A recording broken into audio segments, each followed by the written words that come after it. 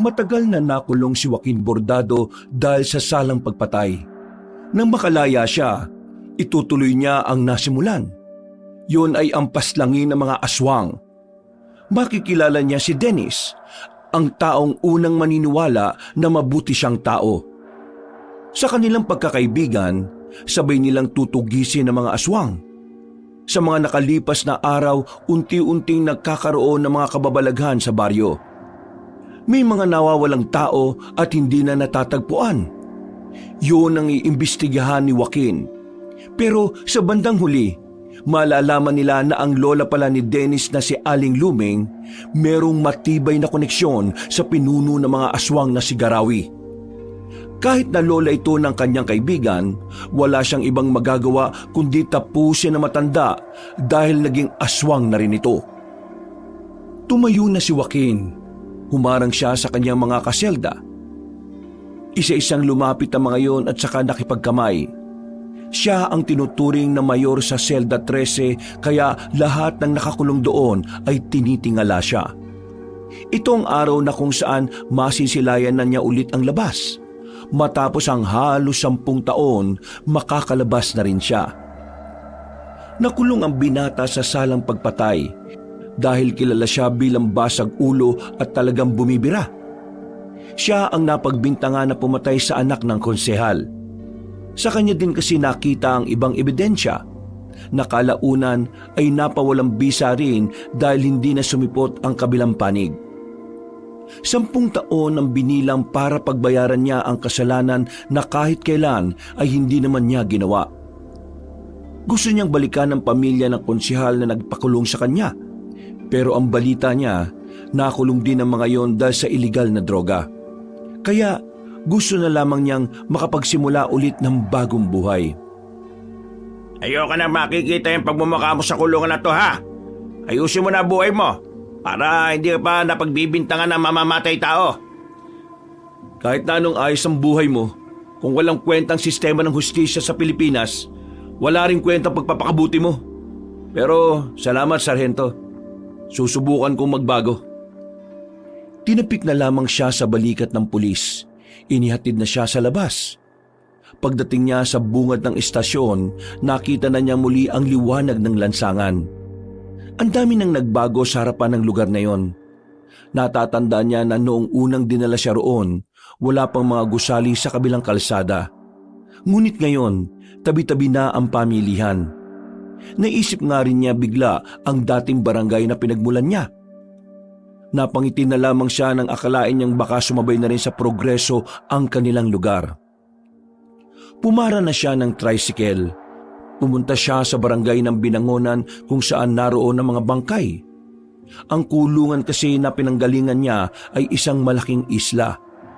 Napapalibutan ng tubig kaya kailangan talagang maglayag ng tubig para lang makauwi siya sa kanila. Habang nasa laot, bigla niyang naalala ang kapatid na si Gabriel.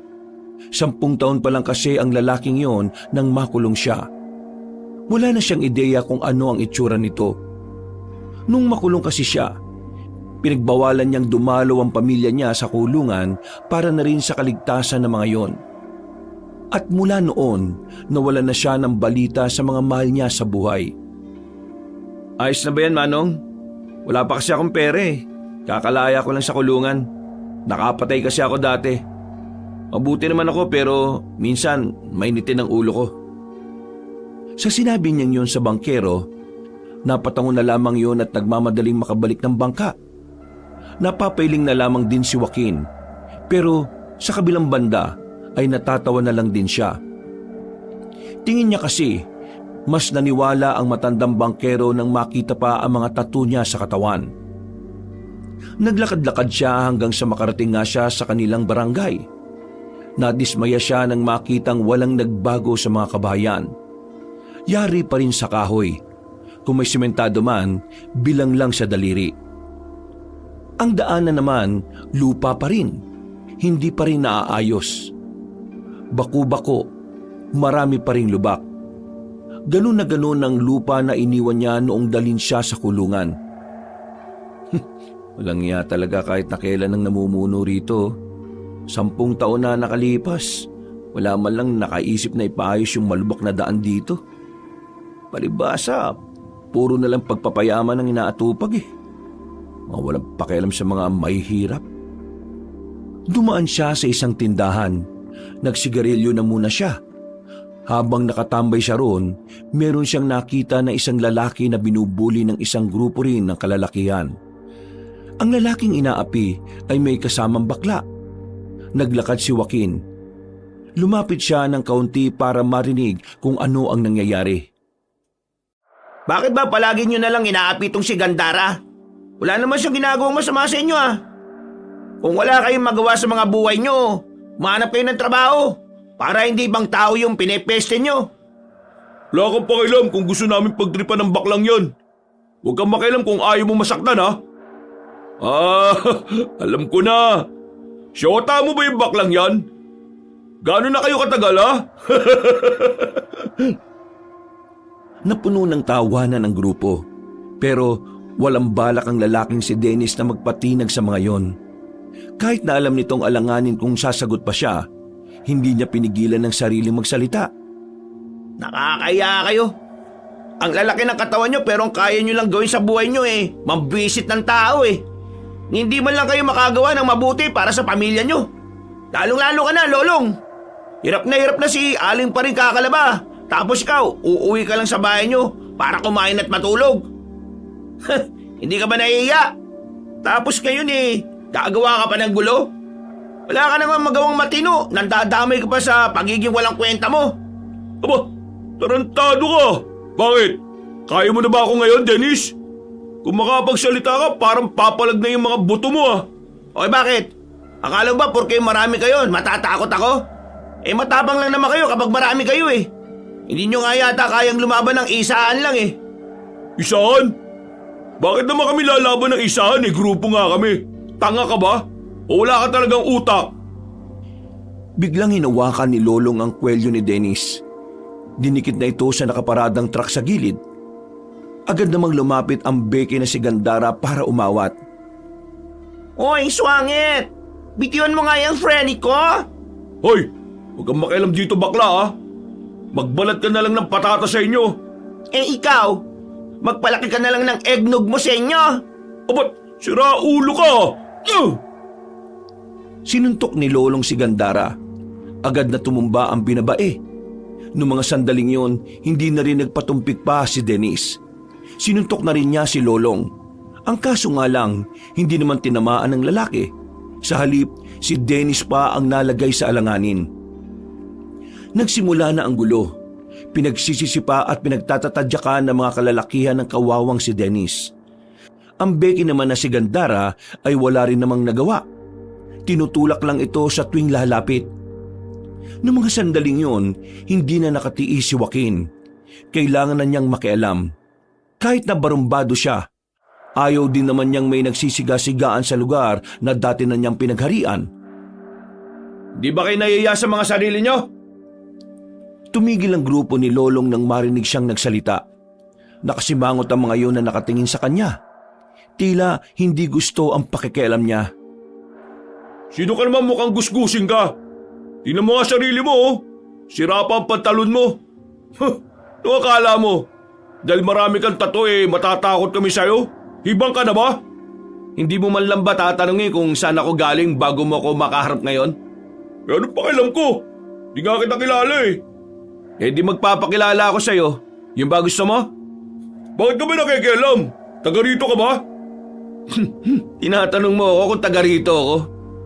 Bakit? Interesado ka na ba? Dami mong shot-shot. Ibaba mo yung bag mo. At subukan mo na ako ngayon. Nang magkaalaman na tayo. Buburahin ko yung mga tattoo mo gamit lang ang kamao ko. Di sige, tingnan natin. Lumapit si Lolong. Akala niya porke mas malaki siya kay Joaquin ay kakayanin niya ang taong 10 taon nang nasanay sa sakit ng katawan sa kulungan. Sinuntok ni Lolong si Joaquin. Pero laking gulat ni Lolong nang mailagan siya ni Joaquin nang walang kahirap-hirap. Nahawakan ni Joaquin ang kamay ni Lolong. Hinila yung pababa. Nang mapalod ang isang tuhod ni Lolong ay saka naman tinaga ng kamay ni Joaquin ang balikat ng lalaki. Lahat ay nagulat. Lahat ay nabigla nang makitang nakadapa na si Lolong sa lupa habang nasa likuran nito si Joaquin. Hindi makapalag si Lolong. Yun ang unang pagkakataon na nakita ng mga taong naroon na tila walang kalaban-laban ng maangas na lalaki. Kailangan ko pa bang sabihin ang pangalan ko? Bakit? Sino ka ba talaga? Ako si Joaquin. Kilala ako bilang si Joaquin Bordado sa Selda 13. Kung gusto mong mas makilala pa ako, tumira ka sa selda na pinanggalingan ko. Nakulong ka na? Saka lamang umalis si Joaquin sa likuran ng lalaki nang makita niyang naging kalmado na rin yon. Ngumisi si Joaquin. Sandaling pinagpag ang pantalon. Tumingin siya sa mga kasama ni Lolong. Parang takot na takot ang mga yun na makalapit sa kanya. Mga bagito pa lang kayo. May pangalan na ako sa lugar na to. Kaya wag na kayo maghari-harian dito. Dahil nandito na ulit ako. Ikaw, anong pangalan mo? Bakit mo tinatanong? Hindi kita sinasabing sumagot ng patanong. Sumagot ka ng maayos. Lolong ang pangalan ko. Hey lahat, ako si Joaquin. Nandito na ako. Nagbabalik na ako sa barangay na ito. Kung sino man ang mga maangas dito, pasensyaan tayo. Kayo, umalis na kayo bago pa ako mairita sa mga pagbumuka ninyo. Alis! Nagmamadaling umalis ang grupo ni Lolong. Takot na takot ang mga yon na parabang mga bata. Nang mapatingin si Joaquin kay Dennis at Gandara, nakita niyang tila umiiyak na ang Becky. Nagulat na lamang siya nang bigla siyang yakapin ni Gandara na mahigpit. Oo, bakit mo ako niyayakap? Hindi tayo talo, no? Buwang ka ba, bruwa ka? Akisto! Supatembang mo! Supatembang ano? Ako na ite, si Gabriel! Gabriel? Teka, ikaw na ba talaga yan? Bakit ang haba ng buhok mo? Ano nangyari sa'yo? Bakit ka nagkaganyan? Oy, kumakatanong para namang sakit ang pagiging bakla. Sira ulo ka ba? Wala naman ako sinabing ganun, no? Ang akin lang naman, bakit ka naging ganyan? Ano naging dahilan? Hindi ko sinasabi na ayoko sa ganyan, ha? Di tayo talaga as magtsikahan. Punta na lang kaya tayo sa ating baler. Noos ko, mismo na ang house ni Mudrak Else. Tara na! Naglakad sila patungo sa kanilang bahay. Nang makarating sila roon ay nakita ni Joaquin ang dating bahay na kinalakihan niya. Wala pa rin pinagbago. Kahoy pa rin. Ang tanging nagbago lamang ay ang bakuran. Mas sumikip ito kumpara noon. Napansin din niya na parang mas lumaki ang bakuran ng kapitbahay kumpara sa kanila. Para bang nasasakop na ang bakuran nila. Ma, nandito na ako. Nang wala ang ngiti ng Becky na si Gandara, napansin din naman ito agad ni Joaquin. Bagay na nagdulot ng pagtataka sa kanya. Oh, bakit? Kuya, wala na si Mama. Ano? Wala na si Mama. 1 taon nang makulong ka. Nagkasakit siya ng malala. Gusto ka sana namin puntahan bago siya pumanaw kaso nung araw na bago kami dumalaw, ayun, nawala na siya. Nawalan na rin ako ng lakas ng loob na dalawin ka nun. Kasi sabi ng nakausap kong gwardiya doon, nailipat na raw kayo sa Maynila. Ang matigas at maangas na puso ni Joaquin ay tila lumambot. Malapit na siyang maiyak pero pinipigilan na lamang niya. Ayaw niyang masira ang imahe ng kanyang pagiging maangas. Ikaw naman kasi Kuya Kes eh. Di mo kami pinayagang dumalaw ni Mudrak Kels. Pero, knows mo ba, before siya mategi boom boom, sabi niya, kapag nakalaya ka na raw, gusto niya magkasama tayo here sa baler para kahit papano, hindi raw mawawala mga memories. Hindi ko inakala na sa pagbabalik ko wala na pala si Mama. Kung alam ko lang na may sakit siya, gumawa na sana ako ng paraan para makita siya. Hindi na natin mabibring back ang nangyari sa patembag ko. Ang gawin na lang natin, live our life to the max. Ikaw, bakit ka naging bakla? Huling kita ko sa'yo, nakikipagsuntukan ka pa eh. Brother naman, 10 years old pa lang Akesh that time, no? Sa 10 taon na walay ka, dami ng happenings. Let's say, nahumaling Akesh sa mga damit na pangbabae. Pero, Kuya Joaquin, ask ko lang ha, tanggap mo ba Akesh kahit baklo siya ko? Wala naman akong pakialam kung bakla ka eh. Ang gusto ko lang, umayos ka ng ugali mo. Ayaw ko ng baklang kanal ah. Baklang matino gusto ko. Eh di go! Di naman ako palingkera, kaya goods lang. Lagi ba kayong inaaway nung kanina? Ako, sanay na Akesh. Di ko lang sila pinapansin. Pero itong friend ko, naulang siya na jombag na mga yun eh. Sabi ko kasi wag nang mag-fight. Kaso ayan, superhero ang peg. Tumingin si Joaquin kay Dennis na parang hindi rin naman makatingin na maayos sa kanya. Tila nahihiya o kaya naman ay natatakot. Bakit hindi ka nagsasalita? Aha? Ipinagtanggol mo kanina tong kapatid ko. Tama lang ang ginawa mo. Pinahanga mo ko. Inayos ni Joaquin ang marahasang kwelyo ni Dennis at sa dami ng kanyang tato, nagdudulot yun lalo ng kaba para kay Dennis. Bakit ba parang natatakot ka? Wala ka namang ginawang masama sa akin, di ba? Malma ka. Hindi ka magagaya sa mga yun kung matino kang tao. Pero, matanong ko lang. Bakit mo ba pinagtanggol itong si Gabriel? Os, brother. Correction. Gandara ang name Cash. Wala akong pakialam kung bakla ka ha. Basta tatawagin kita sa nakasanayan kong pangalan mo. Ha? Edi okay. Sagutin mo tanong ko, boy.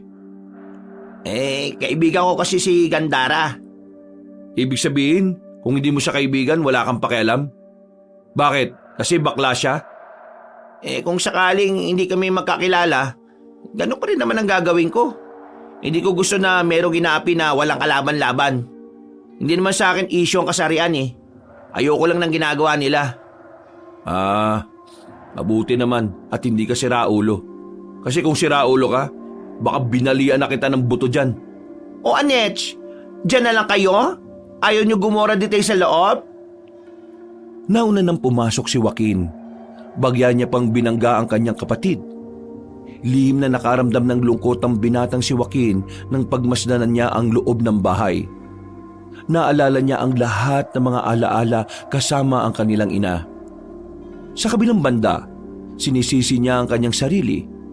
Kung hindi lang sana kasi siya naging basag ulo noon, idi sana ay mas nabantayan niya ang kanyang ina. Idi sana hindi siya napagbintangan na pumaslang sa anak ng konsehal. Ma, mapatawad mo sana ako sa dami ng pagkukulang ko sa pamilyang to. Hoy, no ka ba? Patagal ka nang pinatawad ni Mudra, no? Huwag ka nang sad dyan. Hindi bagay sa mga tattoo mo, ha? Uy, nagugutom ako. Wala na bang pagkain dito? O siya, ako rin, Tom Jones na rin eh. O sige, gogora mo na Akesha. Bibili ako ng pudang natin.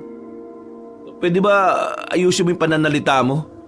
Ayos lang sa akin na bakla ka pero gusto kong madali kita maintindihan. Di ko maintindihan yung mga pinagsasabi mo eh. Okay. O ikaw? Ako? Oo, ikaw. Bakit? Dito ka lang. May tatanong ako sa'yo. Ano ba yun? Sino naghahari-harian dito? Sino-sino pang mga kamag-anak ni Consial Marquez ang natitira dito? Nagbabalak ang gantihan sila. Wala na sila rito. Yung iba, nagkandamatay na. Yung iba naman nakulong sa Maynila. Ano? Nagkandamatay? Bakit? Anong nangyari sa iba? Wala rin nakakaalam eh.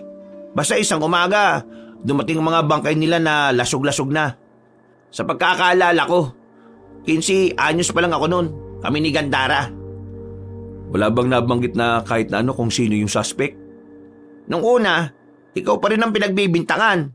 Kasi pinatay mo raw yung anak ni Konsyal eh. Hindi malabong patayin mo rin yung iba. Pero wala rin nangyari sa bintang nila kasi di ba nakakulong ka na nga. Mga siraulo pala talaga yung mga yun eh no. Ako pa rin kahit wala na akong kakayahan. Ang tanong, pinatay mo ba talaga yung anak ni Consial Marquez? Ano sa tingin mo? Tingnan mo ako sa mata.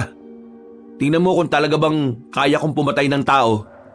Alam ko na kaya mong pumatay ng tao. Pero hindi ko lang alam kung ikaw ba talaga pumatay sa anak ni Konsyal. Hindi ko pinatay ang anak niya. Nang makita ko si Norman, nakahandusay na siya. May tama ng baril sa ulo. Na wala akong kinalaman. Di kung ganon, bakit hindi ka umapila? Kasi wala akong kapangyarihan eh. Wala akong pera.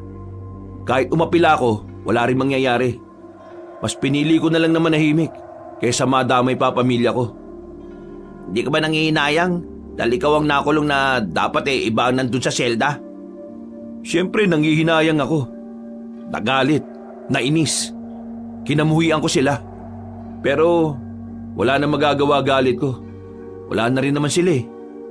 Pero napapaisip pa rin ako kung ano nangyari dun sa mga kamag-anak ni Konsyal na pinatay. Meron akong narinig na chismis noon. Kaso noon pa yun eh. Hindi ko sigurado kung totoo. Kasi hindi ko rin naman alam din kung totoo mga pumaslan sa kanila. Bakit ano ba yun? Ang narinig ko na sinabi ng mga tricycle driver noon, aswang daw ang pumaslang sa mga kamag-anak ni Konsyal. Aswang? Oo, pinaslang daw sila ng mga aswang kasi itong si Konsyal may nilokong negosyante. Ang chismis, yung negosyante, aswang. At alam mo ba kung anong nakapagtataka? Yung mga tricycle driver na narinig kong yun ang pinag-uusapan, abay, bigla na ring nawala. Hanggang ngayon, hindi na sila nakita. Alam ko yan kasi yung isa sa mga tricycle driver, tatay ng kaibigan namin ni Gandara. Sandaling hindi nakapagsalita ang lalaking si Joaquin. Nung nasa kulungan siya, walang araw na hindi nawala sa kanyang isipan ang tungkol sa mga nilalang na yon. At ang mga nilalang din na yon ang isa sa mga dahilan kung bakit sabik siya sa paglaya. Ayos ka lang ba? Bakit parang natahimik ka yata? Oo, ayos lang ako. Nagugutom na kasi ako eh. Paglabas ko ng kulungan, wala akong kapera-pera. Lahat ng naipon ko sa kulungan, ibinigay ko na talaga sa mga kakosa ko. Bakit? Ikaw ba mayor nila? Oo, bakit? Gusto mo rin bang maging mayor? Hindi Ayoko makulong no. Mga ilang sandali lang ay nakabalik na rin naman si Gandara. Sabay silang kumain tatlo. Sa mga sandaling yon, kahit na papaano ay gumagaan na rin ang kalooban ni Joaquin. Dahil matapos ang 10 taon, hindi na mga preso ang kasama niyang kumakain. Iba pala ang pakiramdam na makalaya. Ito ang pakiramdam ni Joaquin habang nakatulala siya sa labas ng kanilang bahay. Nung una, inakala niyang hindi na talaga siya makakalabas. Mabuti na lamang ay nagkaroon siya ng parol. Masaya naman si Joaquin na nakita na niya ang kanyang kapatid. Pero marami ang panghihinayang niya dahil hindi na niya inabutan ng kanilang ina. Dakong 5:00 ng hapon, umalis na muna si Joaquin. Ilang minutong lakad lang ang sementeryo mula sa kanila. Kaya agad siyang nagtungo roon para bisitahin ang kanilang ina. Pagdating niya roon, nahanap niya agad ang puntod ng ina niya na nasa bandang gitna na ng sementeryo. Ma, nandito na ako. Nakalaya na ako. Ikaw, kailan ka babangon dyan? Miss ko na yung mga pagbubunga mo sa umaga eh. Pati na rin ang sermon mo sa gabi bago ako matulog matapos mag-inom. Ma, patawad Hindi na ako nakaabot sa'yo. Kung nasaan ka man ngayon, sana masaya ka na. Ngayon ko lang na-appreciate yung mga pagbubunga mo, mga sermon mo. Kasi ngayon ko lang napag-isip-isip na para naman sa akin yun eh. Ngayon lang talaga. Kung kailan wala ka na. Totoong laging nasa huli ang pagsisisi. Biglang humangin ng malakas. Bagyang napangiti si Joaquin. Pero nawala ang ngiting yun na makaramdam siya ng kakaiba. Sinuyod niya ng tingin ang buong paligid. Wala siyang ibang nakita kundi ang mga nicho lang na nilulumot na rin dahil sa kalumaan. Ma, sandali lang May kukumpirmahin lang ako. Sandaling iniwan ni Joaquin ang puntod ng ina. Naglakad siya para sundan ang nararamdaman niyang presensya. Habang naglalakad siya, palakas ng palakas ang naririnig niyang kaluskos. Parang may tao na naglalakad at umaapak sa mga tuyong dahon. Inihanda na niya ang kanyang sarili. Nakahawak na siya sa patalim na nakasuksok sa kanyang tagiliran. Marahan siyang naglakad patungo sa likuran ng puno. Pagtingin niya roon, dismayado siya nang makita ang isang aso na kulay puti. Pambihira naman. Bakit ka ba nandito sa sementeryo? May dinadalaw ka rin ba? Tumahol lang ang aso. Malis ka na. Di ka pwede sa sementeryo. Mabubulaw mo lang itong mga nandito eh. Tong aso na to, oh. Alis! Agad na tumakbo palayo ang aso ng bugawi na ito ni Joaquin. Napapakamot na lamang siya sa noo niya dahil doon. Binalikan na lamang niya ang kanyang ina. Mahigit 1 oras din siyang naroon. Pagkatapos, naglakad-lakad na muna siya sa buong barangay nila. Wala nang nakakakilala sa kanya. Kahit ang mga dati niyang kakilala ay hindi na siya natatandaan. Naiintindihan naman niya ang mga yon. Kahit din naman kasi si Gandara na kapatid niya ay hindi agad siya namukaan. Malaki na rin kasi talaga ang ipinagbago ng mukha niya. Mas dumami kasi ang tattoo niya sa katawan nang makulong siya sa mahabang panahon. Hey Dennis, tama ba? Nadaanan niya ang binata sa tapat ng isang bakuran. Abala yung nagsisibak ng kahoy. Agad din naman itong lumapit sa kanya. Oh, bakit? Ano kailangan mo? Saan may bilihan dito ng lambanog? Nakto, sarado na tindahan sa mga ganitong oras. Kadalasan, sa baya ka na makakabili ng ganyan. Ang layo. Nakakatamad. Bukas, samahan mo ako ha. Di ako pwede. Marami akong gagawin bukas eh. Tsaka, di ba wala ka pang pera? Saan ka naman kukuha ng ipambibili mo? Tingin mo hihingi ako sa'yo? Eh kung iuntog kaya kita sa muscle ko. Malamang, nanghingi ako sa kapatid ko. Siya may pera eh. Masipag rumakit si Gandare. Siya na ang bumubuhay sa sarili niya mula nang mawala ang mama ninyo. Wala naman din kasing tumutulong na kamag-anak ninyo. Lahat sila, parang tinakwil na kayo mula nang makulong kayo. Ngayon nandito naman ako. Hindi ko hahayaan na magdusa yung baklang yun. Kapatid ko yun eh. Kaya akong bahala ron. Eh saan ka naman kukuha ng pera? May mahanap ka pa bang trabaho? Kaya mo ba ako tinatanong ng ganyan kasi nakakulong ako? Oo, eh ano pa ba? May mahahanap pa akong trabaho. May kakilala akong magpapasok sa akin sa dati kong trabaho. Illegal? Hindi to illegal. Isa tong trabaho na kahit kailan, hindi mo basta-basta mapapasok kung takot kang mamatay. Eh di illegal nga. Basta, kapag may oras ka, samahan mo akong maghanap ng lambanog. Tinapik na lamang ni Joaquin ang balikat ng binatang si Dennis at naglakad na rin papalayo. Pagsapit ng gabi, habang walang kamalay-malay ang kanyang kapatid, nagtungo siya sa kagubatan. Pupuntahan niya ang isang kakilala na noon niya pakasakasama sa mga lakad niya. Kakilala na nagturo sa kanya kung papaano kumita ng pera. Walang takot na naglalakad si Joaquin sa gitna ng gubat. Sanay na siya sa mga ganitong sitwasyon. Bago siya makulong, yun naman kasi ang ginagawa niya. Makalipas lang ang ilang minuto, natanaw na rin niya ang isang maliit na barangay. Nasa barangay na yon ang isang malaking bahay na kung saan yon ang itinuturing na mansyon sa gitna ng gubat. Mala White House ang datingan nito dahil sa malinis nitong tingnan. At ang taong nasa loob ng mansyon na yon ay ang taong minsan nang tumulong sa kanya na makalaya. Pero tinanggihan niya rin dahil sa isang dahilan. Papasukin niyo ako! Kaibigan ako ni Tadeo! Hindi sumagot ang mga gwardiya na nasa harapan ng mansyon. Nakatingin lang sa malayo ang mga yon at mahigpit ang pagkakahawak sa mahabang baril. Ako si Joaquin, ang isa sa pinakamataas na tauhan ni Tadeo. Kung ayaw niyo akong papasukin, sabihin niyo na lang na nakalaya na ako at... Ha? Natigil ang pagsasalita ni Joaquin nang may dumating na magarang sasakyan. Lumabas sa sasakyan na yon ang matandang mayaman. si Tadeo. Malaki nang itinanda nito mula nang huli silang magkausap nito. Tadeo? Sino ka? Kung hindi mo ako namumukaan, busesan mo na lang ako. Joaquin? Ako nga. Nagkaroon ng ngiti sa mukha si Tadeo nang makilala na siya nito.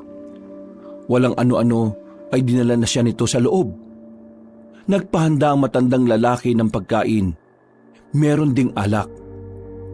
Ang gabing yun ay parang pagdiriwang para sa kanilang dalawa. Noon kasi, talagang silang dalawa na ang sanggang dikit sa maraming bagay. Para silang mag-ama. Kung hindi nga lang nakulong ang binata, baka ngayon ay mas marami na silang natapos na misyon. Buong akala ko sa kulungan ka na mamamatay eh. Pasensya ka na, Joaquin ah. Sinusubukan ko naman na makalaya ka pero hindi gumagana ang pera ko eh. Wala rin naman akong kakilala na pwedeng bumakap sa'yo. Hindi mo kailangang humingi ng pasensya, Mang Tadeo.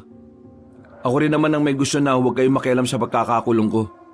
Dahil sa kabilang banda, naging pabor din naman sa akin ang nangyari. Pabor? Anong ibig mo sabihin, Joaquin?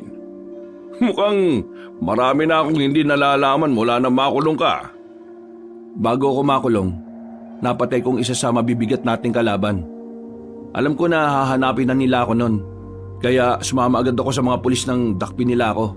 Kasi alam ko na kapag nasa kulungan ako, hindi sila makakalapit sa akin. Kung ganyan pala nangyari, bakit hindi mo agad sinabi sa akin? Sinarili ko ang tungkol doon. Ayaw kong madami ang mga taong may koneksyon sa akin. Pati na rin ang pamilya ko. Hindi ko pinayagan na dalawin ako. Kasi alam ko na kapag nalaman nila kung sinong mahahalaga sa akin, idadamay din nila. Hindi sila basta-basta. Kaya nakakasiguro ko na hindi sila titigil hanggat hindi ako nagagantihan. Prinsipe ang napatay ko, Mang Tadeo. Malaking kawalan yun sa kanila. Totoong peligroso nga ang ginawa mo. Pero kasama naman yun sa misyon ninyo eh. Nung panahon na yun, mas pinili kong hindi ka nalang madamay. Dahil kapag ikaw ang namatay, masisira na ang organisasyon. Tungkol sa organisasyon, matagal nang buwag ang samahan, Joaquin. Buwag? Bakit? Anong nangyari? Alam mo naman na ikaw ang alas ng samahan.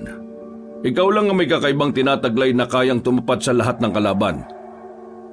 Kaya, nung mawala ka, lahat sila ay nawala na rin ng pag-asa. Ang iba ay namatay. Ang iba naman mas pinili na lang na mamuhay ng payapa sa ibang lugar. Napabuntong hininga na lamang ang matandang lalaki. Baka sa mukha nito ang panghihinayang sa nangyari. Si Tadeo kasi talaga ang nagpatakbo ng organisasyon mula pa noong umpisa. Kaya hindi nito maiwasang hindi malungkot. Gusto kong buhayin ulit ang samahan. Paano mo naman gagawin yon? Wala na mga kasama natin. Isa pa, nasa na mga gamit mo? Wala na rin, hindi ba?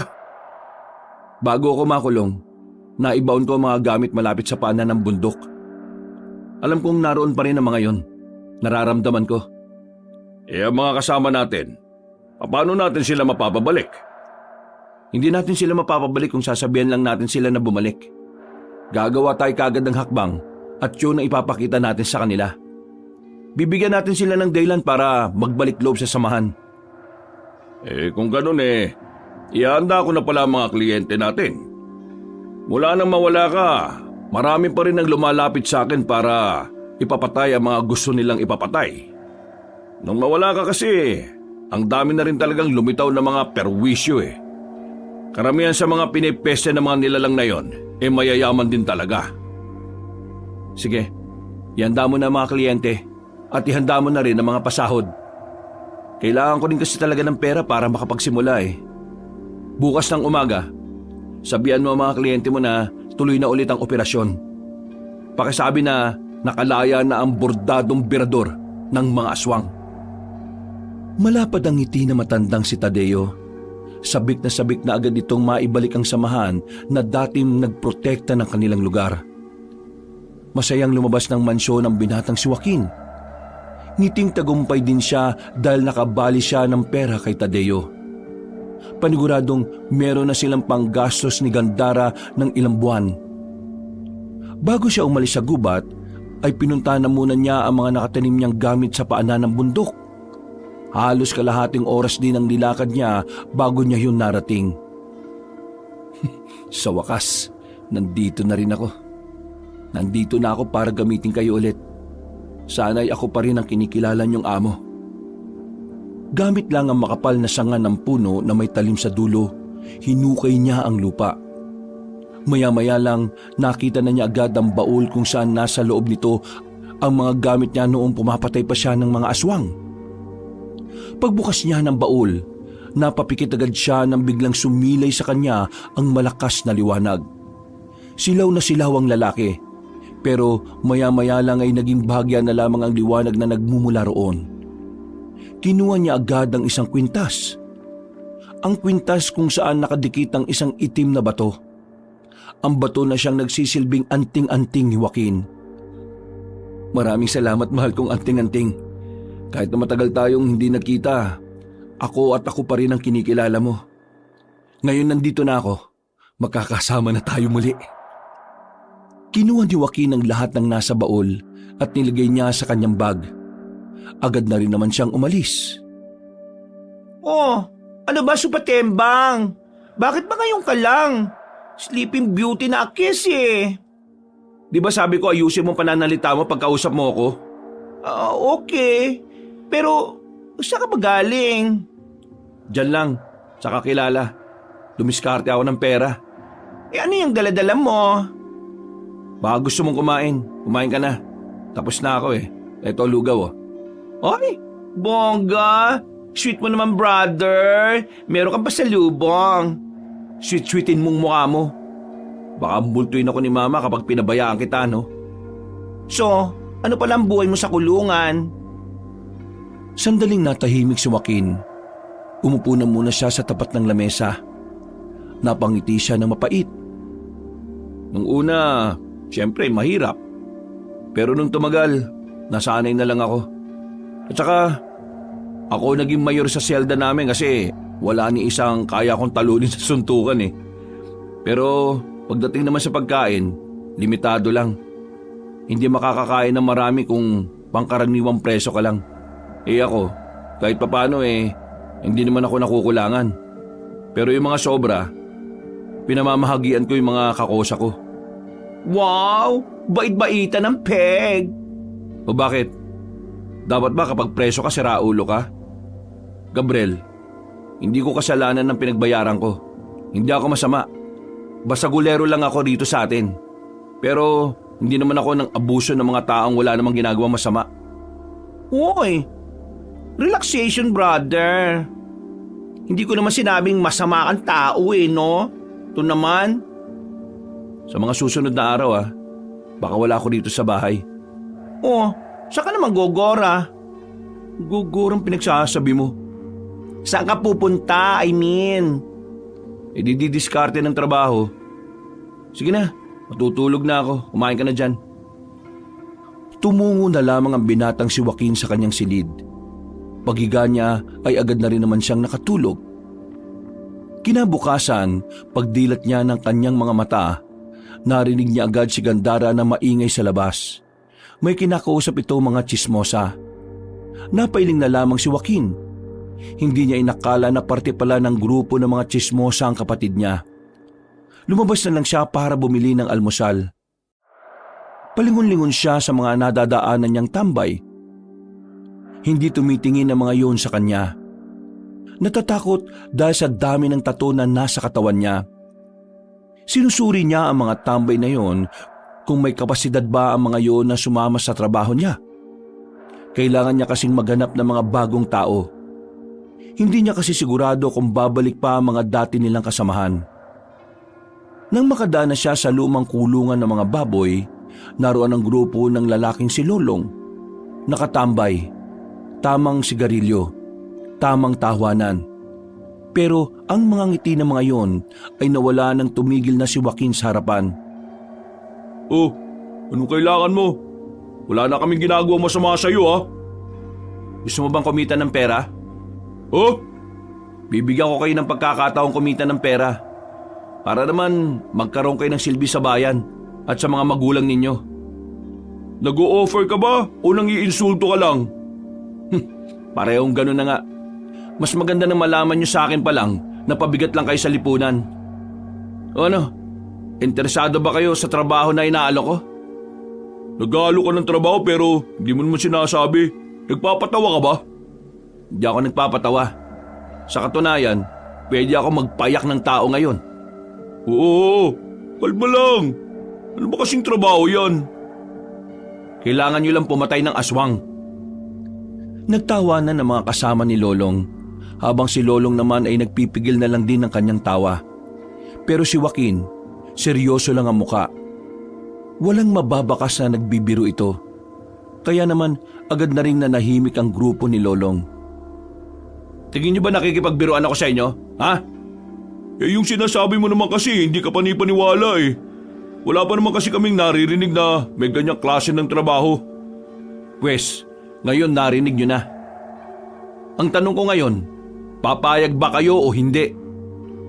Eh pagpalagay na lang natin na may ganyang klase ng trabaho. Eh ang tanong, magkanong sasahurin namin dyan? Higit pa sa 2 araw ninyong pagtatrabaho sa isang factory. Malaki-laki rin. May sahod kayo kahit na wala kayong mapapatay. Pero kung may mapapatay kayong aswang, mas maganda, mas malaki ang sahod. Napaisip bigla si Lolong sa sinabi ni Joaquin. Kahit na nagdududa pa mga yon sa sinabi ni Joaquin, tila ba inaakit na sila ng pera para maniwala at sumubok. Ayoko na makapanakit ng tao. Marami na akong sinaktan sa kulungan. Kaya kayo, umayos-ayos kayo kapag akong kaharap nyo. Naintindihan nyo ba? Oo, naintindihan namin. Kapag nakapagdesisyon na kayo, pumunta kayo sa bahay namin. At siya nga pala, humingi kayo ng paumanin sa kapatid ko at kay Dennis. Dahil kung hindi, matatagpuan ang katawan nyo sa ilog na palutang-lutang. Napalunok na lamang ng laway ang grupo ni Lolong para silang lalagnatin sa takot. Habang si Joaquin naman ay gumisilang at napailing. Nagpatuloy na lamang siya sa paglalakad hanggang sa marating na nga niya ang tindahan ng tinapay. Sakto naman na naroon din si Dennis. Naisip niya agad na isama na rin ito sa trabahong papasukin niya. Dennis, may pinagkakaabalahan ka ba sa buhay mo? Eh bukod sa pagsisibak ng kahoy, wala na. Natanggal na ako sa trabaho kahapon lang. O sige, bibigyan kita ng trabaho. Sabi nang wala ring trabaho eh. Napapansin ko parang masyado ka ng kampante kapag kinakausap ako Ano mo bang kaya kitang tupiin sa walo nang hindi ako umaalis dito sa kinatatayuan ko? Ay, pambira naman. Masyado ka naman mainit. Ano ba yung trabaho na sinasabi mo? Papatay ka lang ng aswang. Ano? Papatay ng aswang? Eh, paano? Eh di tuturuan kita. Sinasabi mo ba sa akin na pumapatay ka talaga ng aswang? Gusto mo bang malaman? Halika, sumama ka sa akin. Patutunayan ko sa'yo. Ay, hindi na. Mukha ka namang nagsasabi ng totoo eh. Hindi ka man lang ba magtataka? Hindi. Hindi naman ikaw yung tipo ng tao na magsasayang ng oras para lang sa isang kwentong gawa-gawa lang. Nakakawala ng angas ang paggawa ng mga kwentong walang kwenta, no? Alam mo, gusto ko ugali mo Pero hindi ako sasama sa trabahong inaalok mo, no? Wala akong alam sa pagpatay ng aswang eh. Kaya nga tuturuan kita. Marami ka ba talagang alam sa mga ganyang bagay? Ikukwento ko sa iyo sa ibang araw kapag interesado ka na sumali sa sinasabi ko. Eh, sasali ako kapag kinuwento mo na sa akin yan. Kung ano man yung hindi mo kayang ikwento sa iba. Napatango na lamang si Joaquin. Dinala niya si Dennis sa kagubatan. Meron silang pinuntahan na lumang kubo. Sira-sira na ang harapan nito. Parang ilang bagyo na ang dumaan doon pero nanatili pa rin nakatindig doon. Nagtataka ang lalaking si Dennis kung ano ang ginagawa nila roon. Pero pumasok si Joaquin sa loob. Paglabas nito, may daladala na itong itak. Oh, ano yan? Malamang itak. Nakakita ka ba? Ibig ko sabihin, bakit ka may dalang itak? At bakit may itak sa loob ng kubo na yan? Ang kubo nito dating pahingahan ng mga kagaya kong bumibira ng aswang. Ang tawag sa amin, manunugis. Hindi ko inakala na may ganito ka palang tinatago ha. Kala ko kasi dati, base sa kwento ng kapatid mo, basagulero ka lang eh. Totoo naman basag ulo ko nun. Pero walang alam ang iba kung ano ang ginagawa ko kapag gabi na. Isa ako sa dahilan kung bakit walang buntis na napapahamak noon. Ngayon, naniniwala na ako na pumamatay ka talaga ng aswang. Ano naman ang magagawa ko kapag nakasali na ako sa inyo? May mapapala ba ako dyan? Kagaya nga na sinabi ko sa'yo, trabaho to, hindi to libre. May nasagap kaming balita ng boss ko na ang mga aswang, pinupuntirya pa rin yung mga mayayaman. Pinapatay yung mga negosyante at inaangkin ang mga yaman nila. Ang mga magiging kliyente natin ay mga mayayamang tao. Mga taong maraming pera na kulang sa proteksyon laban sa mga aswang. Na tanging mga manunugis na gaya ko lang ang makakapagbigay ng kapayapaan sa kanila. Ang dami nilang pera. Bakit hindi sila kumuha ng mga tao para protektahan sila? Uso na baril pre, no? Alam mo, Dennis, kung sapat lang ang baril, hindi na nila kami kailangan. Nakakatuwa mang isipin pero kami mga manunugis na patalim lang ang gamit, kami pa ang nakakapatay sa mga aswang. Yun ay dahil kami ang mas nakakaalam kung paano sila patatahimikin. Binabayaran nila kayo. Magkano naman? Malaki. Sapat na para mabuhay ka ng 2 buwan o hanggang 4 na buwan. Wow! Kanong kalaki? Sasali ako. Kasi kailangan mo ng pera. Oo. At gusto ko rin magkaroon ng saysay itong buhay ko, no? Yan. Sige. Tama yan. Teka. May tanong ako. Ano naman yan? Bakit parang hindi ka naman barumbado? Nung unang kita ko sa'yo kahapon, pakiramdam ko siga ka eh. Siga naman talaga ako eh. Pero hindi sa lahat ng tao. Siga na lang ako sa mga taong mapang-abuso at mapang-api. Yun ang natutunan ko sa loob ng kulungan. Si Gandara, kailan mo sasabihin sa kanya tungkol dito? Hindi ko alam. Tingin ko, hindi niya na dapat malaman. Magugulat siya. Baka mamaya, maka-apekto pa ito sa mga racket niya. Siya nga pala. Mamayang gabi magkita tayo sa gilid ng arko. Doon tayo makikita-kita kasama ng iba pa. Ng iba pa? Akala ko ako lang eh. Kailangan namin ng maraming miyembro, kaya meron kang makakasama. O tara na, umalis na tayo. Dakong 4:00 na makabalik na sila sa kanilang baryo. Tinanguan na lamang ni Joaquin ang binatang si Dennis bago sila naghiwalay ng landas. Napatigil siya sa paglalakad nang biglang maramdaman ni Joaquin na tila umiinit ang tattoo niya sa likuran, ang imahe ng isang leon. Ito na ang senyales, magagamit ko na rin kayo sa wakas. Napapangiti na lamang si Joaquin at saka ipinagpatuloy na rin ang paglalakad. Saan naman ang gora mo? Tabi na. Di ba sinabi ko naman sa'yo na maghahanap ako ng pagkakakitaan? Ayaw ko naman na maging pabigat sa'yo, no? Kakalabas ko lang ng kulungan tapos magiging walang kwenta pa rin ako. Okay, sige. Ikaw naman ang bahala dyan. Basta, umuwi ka kagad ha. Alam mo naman, kapag may nangyaring masama sa'yo sa daan, magiging mag-isa na naman ako sa buhay. Ako? Mamamatay? Matagal mamatay ang masamang damo, no? Napangisi na lamang ang lalaking si Joaquin. Sinimulan na niyang maglakad. Pero bago siya makarating sa kanilang taguan, nakita niya si Dennis na binubulyawan ng matandang babae. Ang kapal din naman ang mukha mong pigilan ako sa gusto kong gawin. Sino ka ba? Palumunin ka lang dito sa bahay Hindi ka na nahiya sa akin? Tingnan mo nga sarili mo. Wala naman ako masamang intensyon eh. Sinasabi ko lang naman na huwag kang maging kampante dun sa manggarawi na yon. Iba talaga pakiramdam ko sa kanya eh. Parang marami siyang tinatago. Hinuhusgahan mo yung tao kahit hindi mo naman siya kilala. Ang tigas din pala ng mukha mo ano? Ako na nagsasabi sa inyo, Ang balak lang niya sa inyo ay makuha ang lupain niyo sa norte. Kapag nakuha niya yun sa inyo, hindi ka na niya siseryosohin. Hindi ganong klase ng tao si Karawi. Manahimik ka lang, lalaki ka. Ikaw ang walang kwenta rin. At talagang may gana ka pang makapag-isip ng ganyan sa nobyo ko. Isa pa, mayaman tao si Karawi. Marami siyang pera at marami din siyang lupain. Paano niya maiisip na nakawin sa akin ang lupain ko? Kung siya mismo may ganun na nga. Mag-isip-isip ka nga ng maayos, Dennis. Yan kasi napapala mo sa kakanood mo ng bold eh. Paano ka naman nakakasiguro na matino siya? Kailan lang naman kayo nagkakilalang dalawa? Hay, si Raulo! Magkababata kami ni Karawi. Kilala na namin ang isa't isa nung maliliit pa kami. Ngayon nagkita na kami ulit. Ay hindi ko nahahayaan na may pumigil ulit sa aming dalawa. Basta ako, sinabihan lang kita ala.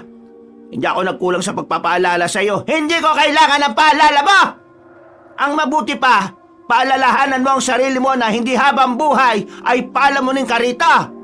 Magbanat ka lang, may trabaho na ako dati. Pero pinatigil niyo ako para mag-asikaso dito sa bahay at para maging utusan niyong lahat. Tapos ngayon, wala akong trabaho. Sasabihin niyo sa akin, palamunin ako. Naibang na yata kayo eh. Anong sinabi mo, si Raulo ka? Nakita ni Joaquin na sasaktan na ni Aling Luming ang binatang si Dennis. Kaya hindi na napigilan ni Joaquin ang makialam.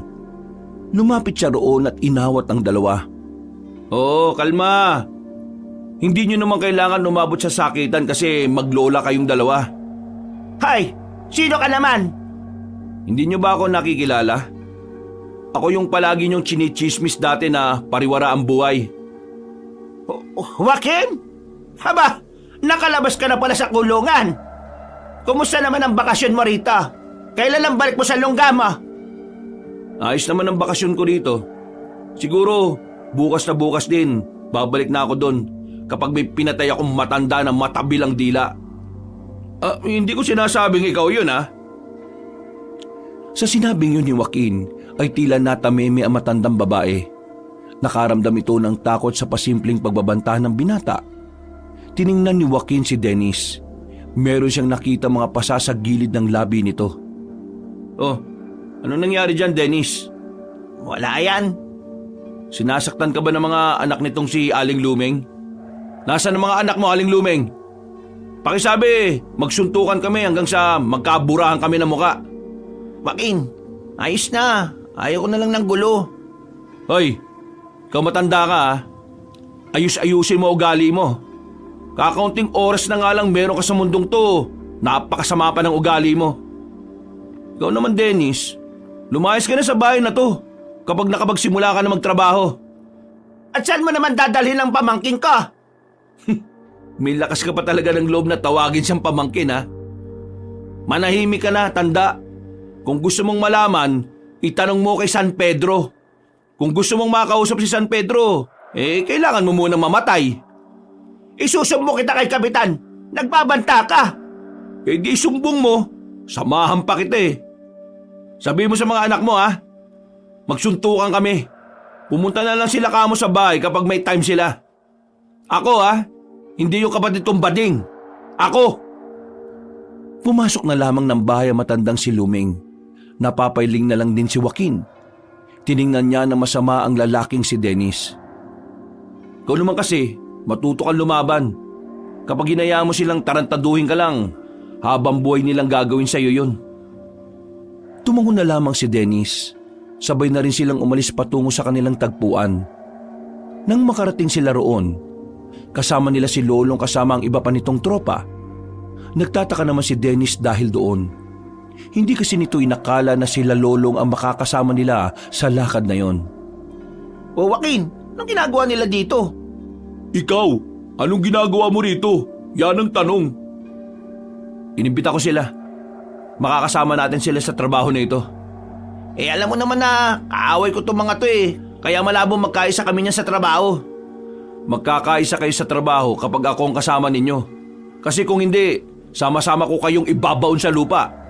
Tandaan nyo sanay na ako sa loob ng kulungan. Kayo, sanay ba kayo sa ilalim ng lupa? Basta ako, wala naman akong pakialam sa'yo, Dennis Trabaho lang pinunta ko dito. Ikaw, Lolong hindi ka pa humihingi ng pasensya dito. Bakit ko naman gagawin yun? Kasi may kasalanan ka. Baliw ka pala Humingi ka ng sorry dito kay Dennis. Kung ayaw mong balian kita ng buto ngayon. Kayo rin mga nasa likod. Kumakamot na lamang sa ulo ang binatang si Lolong. Sa takot na baka masaktan na naman siya ni Joaquin, nilunok na lamang nito ang kanyang pride. Dennis,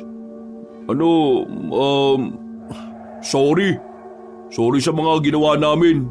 Di na mauulit. Hindi na talaga mauulit kasi magiging magkakampi na kayong dalawa. Sinimulan na rin nila ang paglalakad. Nagtungo na sila sa loob ng kagubatan. Noong mga sandaling yon, tahimik lang nilang tinatahak ang daan. Boss, kailan natin makikita yung mga aswang? Gustong-gusto ko nang sumahod eh. Huwag kang atat. Darating din ang kamatayan sa'yo. Hindi basta-basta ang mga aswang kaya wag niyong ginagawang laro to ha. Sumama kayo dito nang wala kayong kaalaman sa mga aswang? Seryoso ba kayo sa magiging trabaho natin? Oo naman. Bakit? Anong tingin mo sa amin? Patatakot sa mga aswang? Baka ikaw. Hoy, manahimik nga kayong dalawa. Malapit na tayo. Natanaw na nila ang maliwanag na mansyon. Sumilay ang ngiti sa mukha ni na Lolong. Habang tahimik lang naman si Dennis. Hindi nagtagal at narating na rin nila ang mansyon ni Mang Tadeo. Pagpasok nila sa loob, ay dinala sila ng isang gwardya sa malawak na silid kung saan naghihintay na roon ang matandang mayaman. Mapagpalang gabi sa inyong lahat mga pare. Ako nga pala si Tadeo, ang nag-iisang pinuno ng organisasyon ng mga manunugis dito sa ating probinsya. Siya ang tinuturing naming amo, boss at utak ng samahan. Sa kanya lumalapit ang mga nagiging kliyente para pumatay ng aswang. Siya rin ang magpapasahod sa atin. Alam niyo naman na siguro kung anong klaseng trabaho ang pinasok ninyo. At dahil delikado ang pinasok ninyo, hindi naman pwedeng sumaba kayo kaagad ng walang laman niyang mga utak ninyo. Ano po ang kailangan namin gawin? Dadaan kayo sa pagsasanay. Lahat ng mga dapat yung malaman mula sa paghawak ng sandata hanggang sa aktwal na pakikipaglaban ay ituturo namin sa inyo. Merong magtuturo sa inyo na kapwa din namin manunugis. Ang gusto lang namin ay makisa kayo. Magiging maganda ang trabaho natin kung makikinig kayo sa lahat ng ituturo sa inyo. Sa mga susunod na araw, madadagdagan pa kayo. Marami pang magiging miyembro. Pero kayo, maswerte kayo dahil mauuna kayo matuto. Gusto ko na magsimula ngayon. Hindi. Sasama ka sa akin ngayong gabi, Dennis. Teka, ano yan? Special treatment? Gusto mo bang ikaw ang sumama sa akin para sumaba ka na kagad sa pakikipaglaban kahit na wala ka pang alam? Tila napagtanto ni Lolong na delikadong sinasabi ni Joaquin. Pero si Dennis hindi man lang nakaramdam ng kahit na kaunting kaba. Kaya matapos ang pag-uusap na yon, umalis na rin silang dalawa ni Dennis. Teka, bakit nga ako? Bakit hindi si Lolong? Mapapalaban na ba tayo ngayon? Pinadala mo na ako nitong itak na to eh. Ikaw ang sinama ko kasi ikaw ang gusto kong maging kanang kamay ko. Gusto ko lang ipakita sa iyo mga aswang at kung paano ko sila papaslangin. Maraming salamat sa tiwala mo. Pero kapag ako namatay dito, kasalanan mo ha. Huwag ka mag-alala. Hindi ka mamamatay kapag ako kasama mo. Manood ka sa gagawin ko mamaya ha. Nagpapasikat ka ba sa akin? Tumigil sa paglalakad si Joaquin nang makaramdam ito ng inis sa sinabi ni Dennis. Lumapit ito ng bagya at tinapik ng malakas ang balikat ng binata. Mukhang maangas ka na sa mga tinatanong mo ah. Hindi naman. Hindi ko lang maintindihan kung bakit kailangan ko makita kung paano ka papaslang ng aswang. Gusto kitang ma-expose ka agad sa aswang para mas madali kang nasasanay. Ito na rin ang magsisilbing isa sa pagsasanay mo. At saka ano? Sandali lang. Huwag ka maingay. Sandaling nakiramdam si Joaquin. Napatingin sila sa kaluwang braso niya. Umiilaw ang tattoo niya na lawin. Nanlalaki naman ang mga mata ni Dennis nang makita yon. Hindi ito makapaniwala sa hiwaga na tinataglay ni Joaquin. Teka, ano nangyayari sa braso mo? Bakit may ganyan? Parang gumagalaw yung tattoo mo tapos bakit maliwanag? Mamaya na ako magpapaliwanag. Sa ngayon, humanda ka. Nararamdaman kong papalapit sila sa atin. Ha? Sino? Yung mga aswang. Ang akala ko ba pupuntahan natin sila sa kanila? Swerte tayo ngayon. Sila na mismo ang lumalapit. Ha? Anong swerte sa ganito? Huwag ka mag-alala. Akong bahala. Manood ka lang muna. Tumayo si Joaquin. Humina ang liwanag na nagmumula sa braso nitong may imahe ng lawin. Naglakad si Joaquin patungo sa daraanan ng mga aswang. Mga ilang sandali lang, hinarang na rin niya ang mga yon. Sino ka? Bakit mo kami inaarang? Umalis ka dyan kung ayaw mo masaktan. Gusto ko masaktan, kaya hindi ako aalis dito. Biglang pinagana ni Joaquin ang kapangyarihan mula sa imahe ng lawin. Mataas na tumalon ito. Lumapit sa harapan ng mga aswang at agad na tinaga ang isa. Sirit agad ang dugo mula sa dibdib nito. Dahil dito, sabay-sabay nang nagpalit ng anyo ang mga aswang. Sabay-sabay din yung umatake sa kanya. Pero dahil sa kapangyarihan ng imahe ng lawin sa kanyang braso, malakas ang kanyang pakiramdam. Bawat galaw ng mga nilalang ay nararamdaman niya. Kaya naman walang kahirap-hirap na naiilagan niya yon. Miss na miss ko na yung ganitong pakiramdam eh. Ang pakiramdam na makakapas lang ulit ako ng aswang. Parang nilalaro lamang ni Joaquin ang mga kalaban niya. Kahit na may kadiliman, matalas ang kanyang paningin. Para bang paningin din ng lawin ang kanyang ginagamit. Makalipas lang ng ilang minuto, kita niyang tila natatakot na sa kanya ang mga aswang. Ang iba kasing aswang ay nakahandusay na rin. Namatay na ang ilan. May iba naman na naghihingalo na rin. Pero dahil kilalang notoryo si Joaquin pagdating sa pagpuksa ng mga aswang, inubos niya ang lahat ng yon. Si Dennis naman, nanlalaki ang mga mata. Hindi niya inakala na may ganong klase ng kakayahan si Joaquin. Na para kay Dennis, kapangyarihan ng maituturing yon. Paanong gawang patayin lahat ng aswang ng mag-isa ka lang? Totoo ba nakikita ko? Ano bang meron sa mga tattoo mo sa katawan? Akala ko, nakuha mo lang yan sa kulungan eh. Ang mga tattoo na nakuha ko sa kulungan ay maliliit lang. Itong mga tattoo ko na malalaki, lahat sila tinutulungan ako sa pakikipaglaban ko sa mga aswang noon pa. Hindi lang nakikita noon dahil dati, lumalabas lang sila kapag ginagamit ko. Dahil matagal ko silang hindi nagagamit dahil nakulong ako, palagi na silang nasa balat ko. Saan mo nakuha mga yan? Pinamana lang sa akin ito nung unang bordado. Ang unang manunugis na nagsalba sa buhay ko. Kung hindi dahil sa kanya, baka napariwara na ako ngayon. Isinama niya ako sa ganitong gawain kaysa mapunta ako sa mga sindikato. Kaya nung mamatay siya, nailipat niya sa akin ang mga kapangyarihang ito nang hindi ko namamalayan. Isang umaga, gumising na lang ako na may ganito na akong kakayahan. Kapag namatay ka, pwede bang sa akin mo na lang ipamana yan? Isira ulo ka ba? Parang gusto mo na kaagad ako mamatay ah. Hindi naman sa ganon. Sinasabi ko lang naman na sakaling... Ha?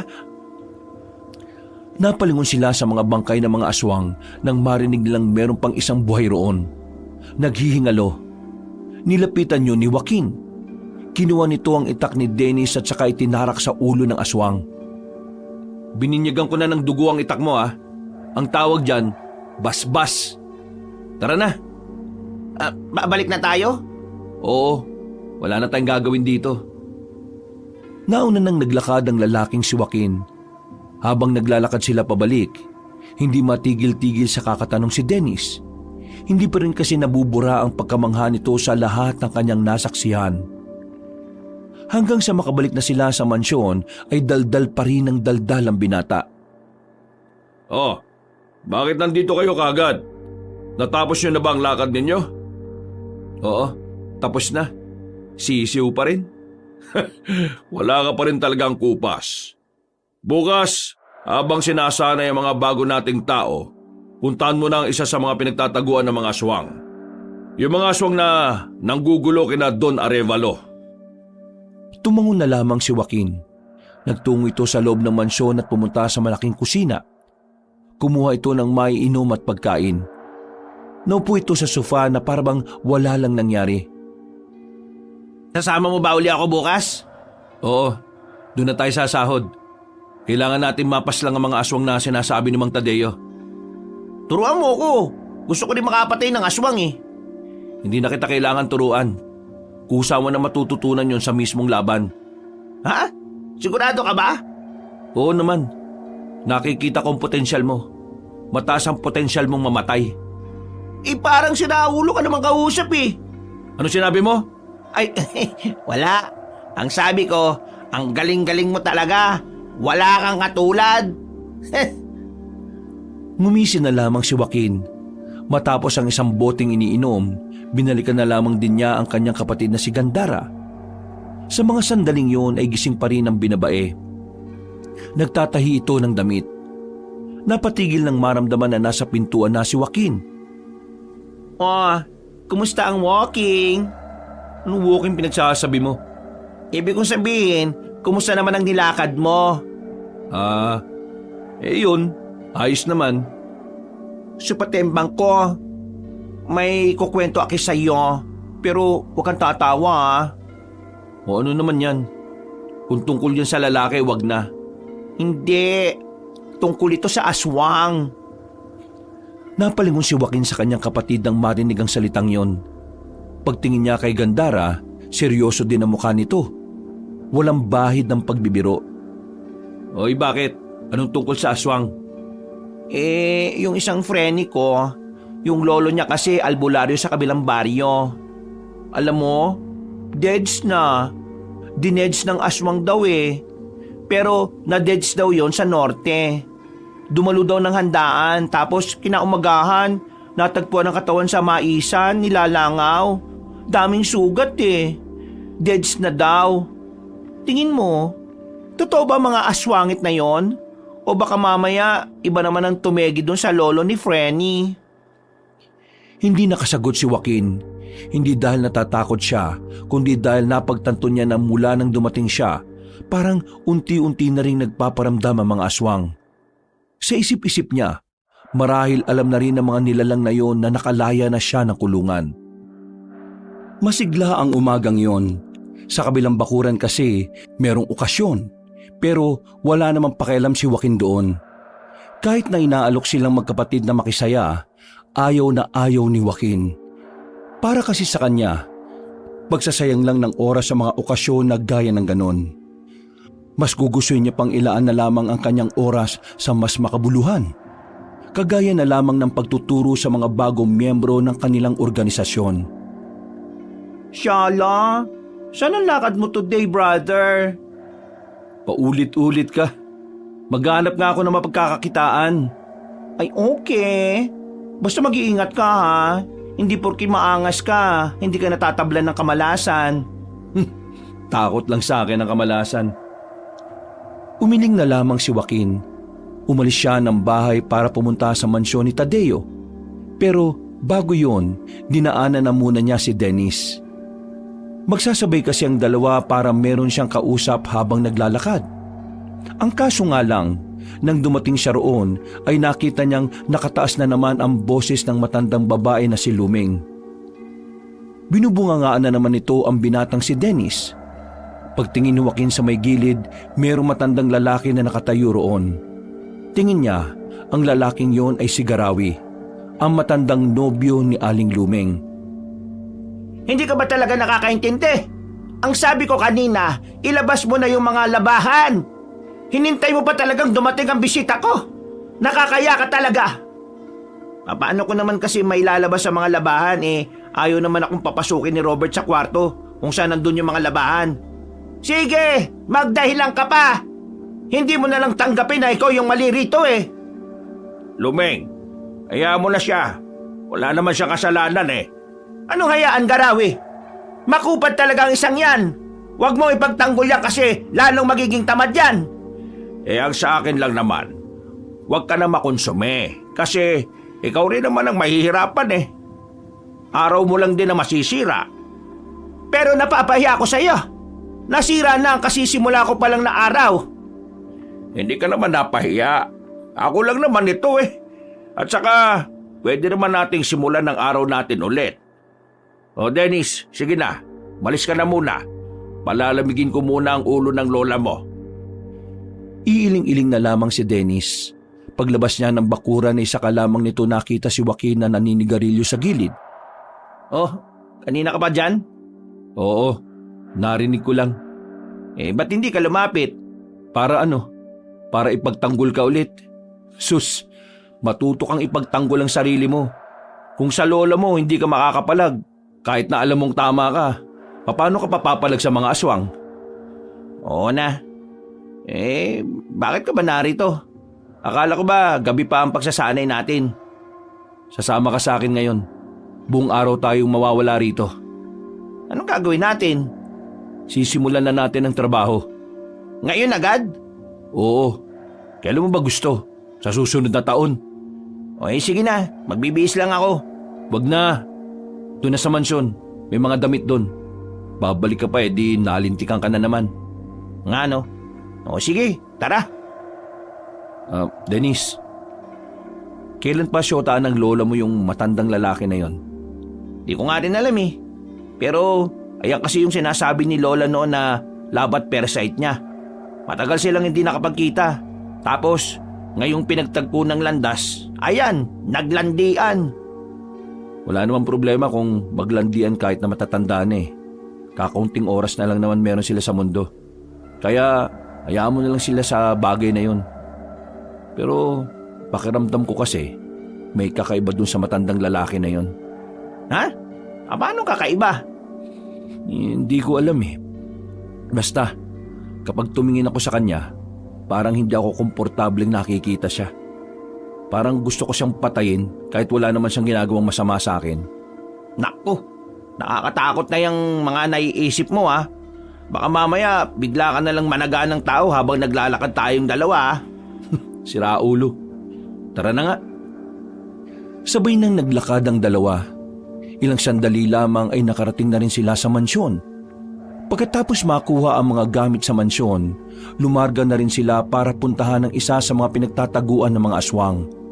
Ang kaso nga lang, hindi na nila yun nakita pa. Nakatunog na ang mga aswang kaya dali-daling lumipat ng bagong tataguan. Mas nahirapan na sila sa mga sumunod na araw. Kahit na anong gawin nilang paghahanap sa sulok ng kagubatan ay wala na silang makita. Kaya naman inilaan na lamang nila ang kanilang oras sa pagsasanay. Stop! Gusto ko pang mag-practice habang katapat siya. Ako rin! Kailangan nyo nang tumigil. Alam nyo kung bakit? Bakit? Ano ba problema? Walang problema. Sa katunayan, wala na kayong problema. Kuha nyo na ang mga itinuro namin ni Joaquin. Tama. Tama si Mang Tadeo. Handang-handa na kayo sa mga gagawin nating misyon. Nagbunga na rin ang halos 3 linggo ninyong pagsasanay. So, kailan tayo makikipaglaban sa mga aswang? Kunwari ka pa. Ang gusto mo lang talagang itanong kailan ang sahod? Manahimik ka nga. Di na kita inaano dyan ha. Lumapit si Joaquin sa dalawa at pasimpleng tinapik sa dibdib ang mga yon. Naparay na lamang si Lolong at Dennis. Kung ganyan pa rin kayo sa kalagitnaan ng misyon natin, pababayaan ko kayo mamatay. Tama na ang kakaganyan nyo ha. Ang mabuti pa, ihanda na ninyo ang ibang kasamahan ninyo. Lolong, nasaan ang mga bata-bata mo? Wala ni, natakot. Ayaw na nilang sumama. Mga tarantado pala mga yan eh. Ilang linggo naming tinuruan sabay hindi nasasama. Kapag nakita ko lang sa daan ng mga yan, lulumpuhin ko yung mga yan eh. Lumpuin mo na. Wala na rin naman akong pakialam sa kanila eh. Walang choice. 3 na muna kayong lalarga mamaya. Ha? 3 lang? Sigurado kayo? O bakit? Natatakot ka ba? Ako? Baka ikaw. Sige na, kilos na. Aalis na rin tayo kaagad. Mang Tadeo, pasunurin mo na lang yung ibang mga bago kapag nakarating na sila rito ha. Hindi kami pwede magsayang ng oras eh. Baka makalis na naman yung mga aswang na yon. O sige, mag-iingat kayong 3. Bumalik kayong kumpleto ha. Kahit na kulang ang kanilang bilang, hindi na nila inatrasan ang kanilang misyon. Kahit na papaano, kampante naman si Joaquin na magagawa na rin siyang tulungan ng dalawa. Malaki na kasi ang pinagbago ni Lolong at Dennis pagdating sa paghawak ng sandata. Boss, sigurado ba na sa bayan talaga nagtatago yung mga aswang? Hindi ba sabi nila, ang mga aswang hindi tumitira sa mga matataong lugar? Sabi nila yon. Maniwala ka sa sabi ko. Napapaisip lang ako kung gaano ba sila karami. Kakayanin ba talaga natin silang 3? Nakita mo na kung paano ako lumaban, Dennis, di ba? Ikaw. Alam nga namang ikaw ang lahat ng papas lang habang kami nasa gilid lang. Ayos, easy money yun. Kung kinakailangan na gawin ang bagay na yan, gagawin ko. Pero hanggat kaya niyo akong tulungan, tulungan niyo ako. Lahat ng bagay may hangganan. Kaya hindi ko masisiguro na hanggang dulo mahusay ako. Napasang-ayon na lamang din ang dalawa. Maya-maya lang din ay nakasakay na rin sila sa jeep patungo sa bayan. Ilang minuto lang ang nakalipas ay nakarating na rin sila. Kahit na 8:00 na ng gabi, marami-rami pa rin silang nakikitang tao. Joaquin, paano malalaman kung aswang na ba yung kaharap natin o hindi? Kapag naiilang sa atin, lalayo ang mga aswang kapag naramdaman nilang merong mga manunugi sa paligid. Kaya nga bago pa nila maramdaman, dapat maunahan na natin sila. Yun lang talaga ang paraan para malaman na aswang ang nasa paligid? Oo. Hindi naman ako albularyo kaya hindi ko rin naman kabisado. Yung kapangyarihan mo, yung mga tattoo mo, hindi ka ba tinutulungan ng mga yan para malaman mo man lang kung may mga aswang nga sa paligid? Hindi. Kalakasan lang ang meron sila, hindi kamalayan. Nanahimik na lamang sila sa mga sumunod na sandali. Bago sila sumabak sa tunay na laban, dumaan na muna sila sa isang tindahan at saka nanigarilyo. Makalipas lang ang ilang minuto, nilakad na nila ang isang paupahan na di umano ay doon naglulungga ang ibang aswang. Diyan sa paupahan na yan, nasa loob ang mga salot. Anong gagawin natin? Kumalma muna kayo. Kailangan natin magpanggap muna ng mga simpleng tao lang. Lalapit tayo. Aalamin muna natin kung gaano sila karami. Huminga ng malalim si Lolong at Dennis. Nang nasa harapan na sila ng malaking paupahan, may nakasalubong silang isang lalaki. Napatingin yun sa kanilang harapan. Nagtataka habang nakatingin sa kanila. Oh, nailang. Malamang aswang yan. Bago pa makatakbo ang lalaking yon, hinugot na ni Joaquin ang kanyang itak. Walang pagdadalawang isip nitong hinugupit sa dibdib ang lalaki. Nang tamaan nito ay saktong nagbago ito ng anyo. Hindi pa nakontento si Joaquin. Tinarak niya agad ang itak sa dibdib ng aswang. Hindi ba tayo rito mababalita o malalagay sa dyaryo? Baka mamaya dami mo pang satsat. Pasukin na natin tong paupahan na to. Nauna nang naglakad si Joaquin.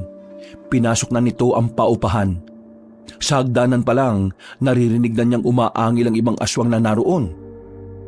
Nung mga sandaling yon, ganadong-ganado na ang binata. Nararamdaman na rin niyang nag-iinit na ang mga burda niya sa katawan. Tila ba nag-uudyok ang mga yon na lagasin niya ang lahat ng naroon. Lahat na makikita nyo, patayin nyo! Paano kung taong iba sa kanila? Hindi ganyan umangil ang tao. Bilis! Pagsipa nila sa pinto, nakita nila ang dalawang aswang, babae at lalaki. Magkapatong. Hindi na nagsayang ng oras ang lalaking si Joaquin. Pinagpapapas lang niya ang mga nilalang na yon. Wala siyang awa. Walang pakundangan. Dito na nakita ni Lolong at Dennis ang tila pagiging mabangis at brutal ni Joaquin. Wala silang makitang takot sa mukha ng binata. Sa halip, kaligayahan ang imaheng mailalarawan nila sa kung gaano kalapad ang ngiti ni Joaquin. Ayan na sila!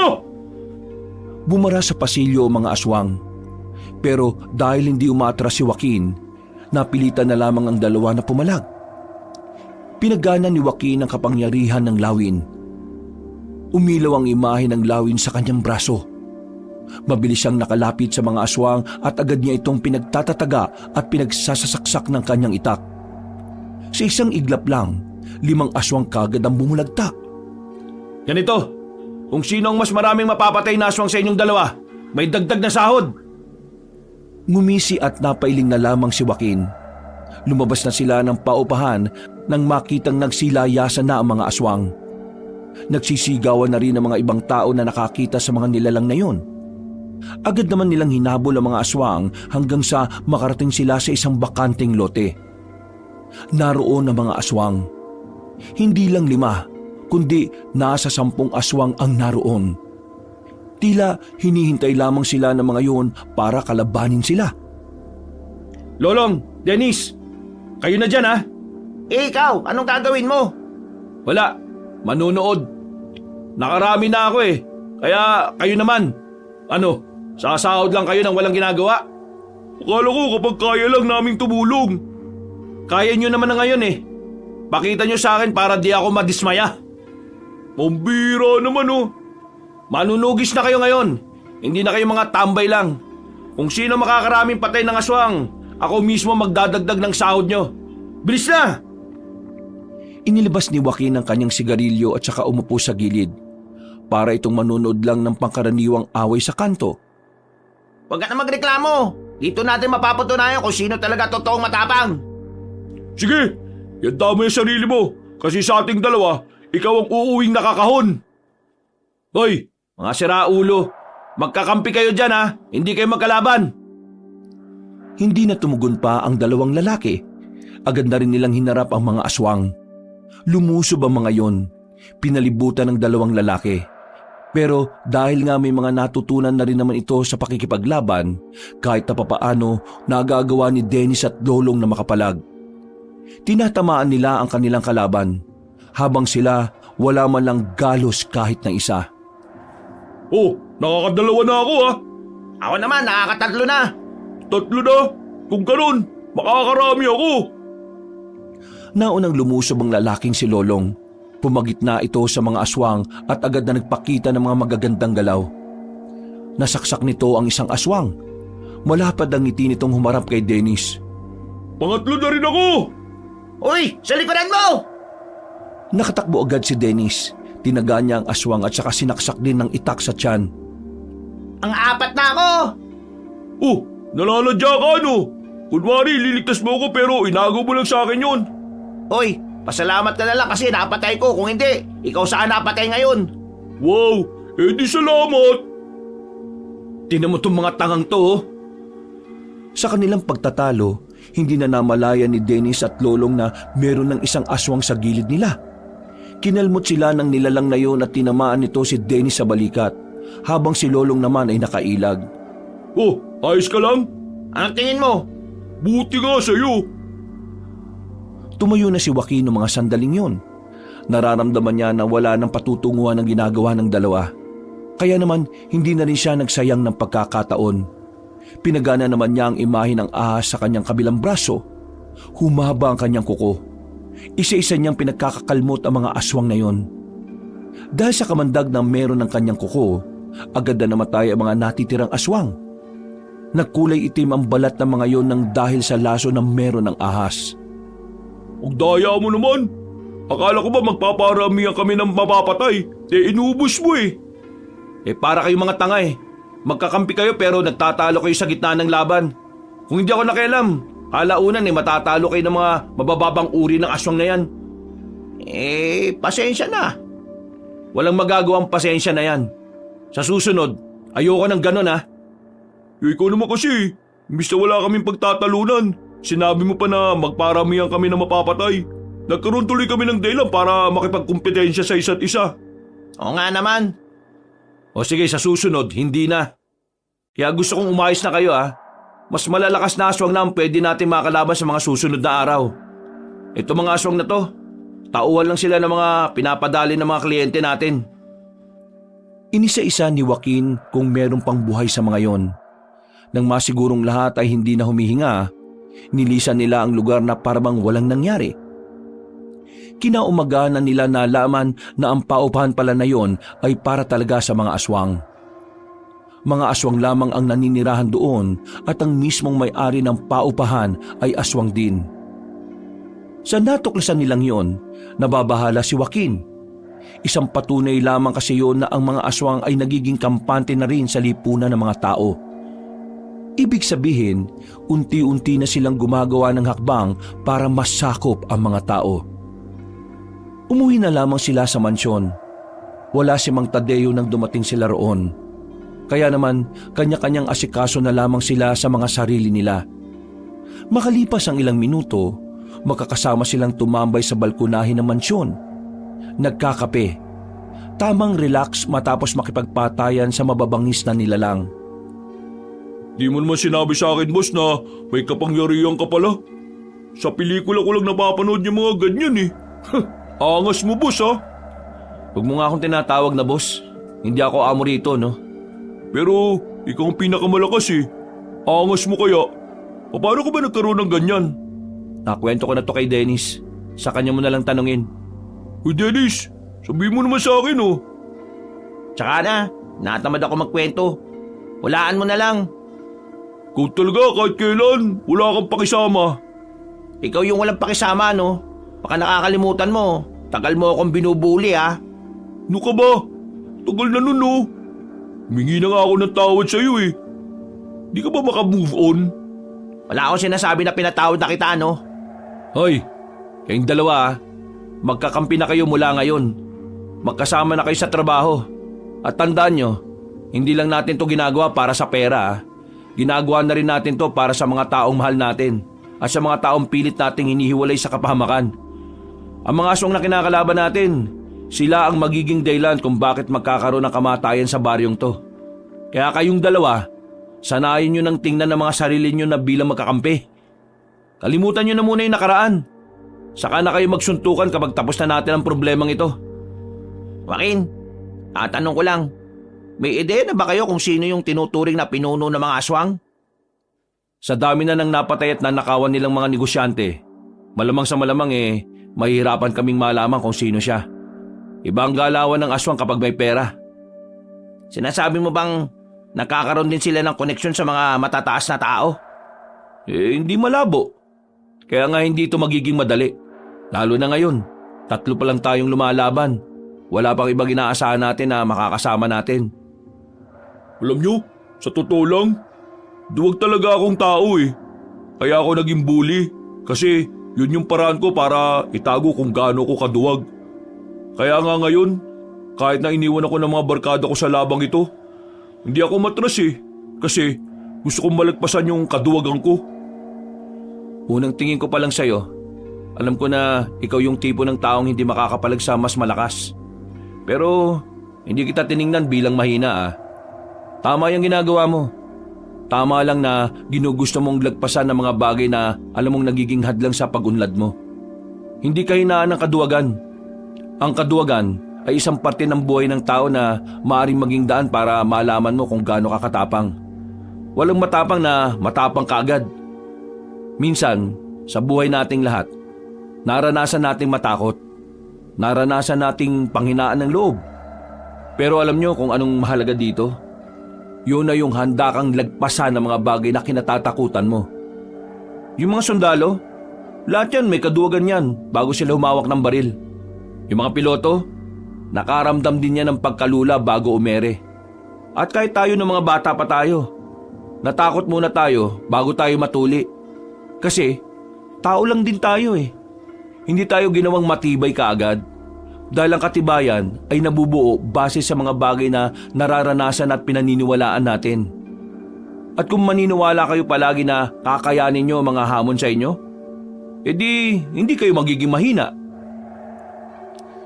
Napatango na lamang ang 2 binata sa mga sinabi ni Joaquin.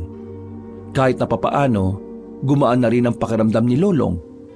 Tumaas ang kanyang moral dahil sa mga magagandang salita ng kanilang narinig. Kinabukasan ng umaga na sila bumalik ng baryo. Pagdaan nila sa bahay nila Dennis, isang balita ang sumalubong sa binata. Ayon sa mga tiyuhin ni Dennis, ang kanyang lola Luming ay sumama na sa matandang lalaki na si Garawi. Nagsabi daw yun na kahit kailan, hindi na babalik sa bahay na yon. Sa madaling sabi, magsasama na sila ni Garawi. Imbis na mabahala, nawalan na lang din ng pakialam si Dennis. Kahit na kailan naman kasi, hindi naman siya pinakinggan ng pamilyang kumupkup sa kanya. Anong plano mo ngayon? Wala naman ako magagawa eh. Magkasama na sila, di bahala na sila. Oh, ano? Dito na muna ako. Uwihan ko lang muna yung kapatid ko. Tumango na lamang si Dennis. Naglakad na lang din si Joaquin patungo sa kanilang bahay. Inabutan niya si Gandara na nagluluto na ng kanilang agahan. Sabog-sabog pa ang mahaba nitong buhok. Ikaw Morning ka na umuwi Di mo ba knows na delikado na ang life now? Kalat na ngayon ang balita, no? Yung nangyari sa bayan, maraming aswangit ang pinatay sa isang paupahan. Ang sabi ng ibang nakakita, may 3 lalaki daw na pumuksa sa mga yon. Ay nako, sino kaya yung 3 lalaki na ite? Di ba sila natakot sa mga monster? Ayos lang naman ako. Ikaw ang mag-ingat kasi hindi mo kayang protekta ng sarili mo. Haller, ako? Di ko kaya protect ang aking self? Hindi mo sure ha? Hindi ako nakikipagbiruan ha. Seryoso ako, Gabriel. Kapag sinabi ko mag-ingat ka talaga. Okay, sabi mo Pero ano yung gasgas sa braso mo, brother? Wala yan. Basta. Ano nga? Sige na, matutulog na muna ako. Pakigising na lang ako ng bandang 4:00 ng hapon. Naging mahimbing naman ang tulog ni Joaquin ng mga sandaling yon. Pero bandang 3:00 pa lang ay binulabog na siya. Hindi ng kanyang kapatid kung hindi si Dennis na tila natataranta. Napamura si Joaquin. Inis itong bumangon. Nakasimangot at saka nagdabog. Ano ba? Sarap ng tulog ng tao Joaquin, gumagawa na ng akbang ang mga aswang. Yung incheck na negosyante sa dulo ng baryo natin. Pinagnakawan at pinatay ng mga aswang. Kanina lang. Ha? Ano? Naalarma ang lalaki. Agad siyang napatayo. Ang balitang yun ang tila nagpagising ng kanyang natutulog na diwa. Pumunta sila sa pinangyarihan. Pero pagdating nila, hinahakot na ang bangkay ng pamilyang mayaman. Lahat ng taong naroon ay kinikilabutan. At lahat sila, walang ibang sinasabi kundi aswang ang pumaslang sa mga yon. May mga nakakita. Ang sabi nila, isang sasakyan daw yung tumigil sa harapan ng bahay ng mga incheck na yan. Tapos, bigla raw lumabas yung mga aswang. Walang nagawa yung mga gwardya Pinatay agad sila. Mabibilis daw yung mga aswang. Parang hindi tinatamaan. Yung parang nangunguna daw sa mga yun, 2 matanda. Isang matandang lalaki, isang matandang babae. Hindi nila makilala yung mukha kasi nakaan yung aswang daw Tara, pumunta tayo sa mansyon ngayon din. Kailangan na natin bumuo ng matinding plano. Pupuntahan na natin ang kuta nila kahit na tayo-tayo lang. Alam niyo na kung saan naglulungga yung mga aswang? Oo, tayo na lang ang hinihintay nila. Di ba, delikado na kakaunti lang tayo? Hindi naman sa natatakot ako Iniisip ko lang yung tsansa na manalo tayo kung mas marami sila kaysa sa atin. Wala na tayong ibang magagawa. Kailangan nating sumugal. Mas makakagawa pa ng masama ang mga aswang na yon kung hihintayin pa nating dumami tayo. Ngayon, gusto kong malaman, sasama ka pa ba? Oo naman sasama ako. Yun naman pala di pumunta na tayo sa mansyon. Wala silang sinayang na sandali. Kinausap na agad nila ang matandang si Tadeo. Sa kasamaang palad, kakaunting bilang pa rin ang grupo nila. Iilan pa lang din kasi ang mga dati nilang kasama ang nagdesisyon na bumalik. Habang ang iba naman ay hindi na talaga nagpakita. Ganun pa man, bumuo pa rin sila ng plano. Kailangan na nilang kumilos. At ang mismong araw na yon ang kanilang magiging simula. Sigurado na ba yung plano? Mamayang gabi na talaga tayo aatake sa kuta ng mga aswang? Oo, wala na tayong dapat palagpasin pa. Samahan na lang natin ng dasal mamaya na sana huwag kang mamatay. Kumakaano naman to? Para mo na rin sinabi na sana mamatay ako. Lolong, mamaya. Isang tabi na muna natin kung ano man yung problema natin sa isa't isa Gusto ko magtrabaho ng maayos sa laban. Wala namang problema sa akin. Ikaw lang naman yung masyadong aray ko. Nagsimula ka na naman Maayos na kayo. Maglalakbay na tayo. Hapon pa lang Malayo-layo yung kinaroroonan ng kalaban natin. Akala mo ba sa norte lang? Oo, may kuta sila sa norte. Pero lagpas pa doon, meron pa. Nasa dulo ang mas malalakas. Kaya dapat handa kayo. Sige na, magsiayos na kayo. Maya-maya pa'y inihanda na rin ng mga manunugis ang kanilang mga sarili. Makulimlim na ang hapon nang umalis na sila sa mansyon. Wala pang 20 kataong kanilang bilang. Sumama na rin sa kanila ang matandang si Tadeo. Naalala ko nung araw, pumapas lang kami ng mga aswang pero walang binabayad sa amin. Ginagawa lang namin yon bilang libangan.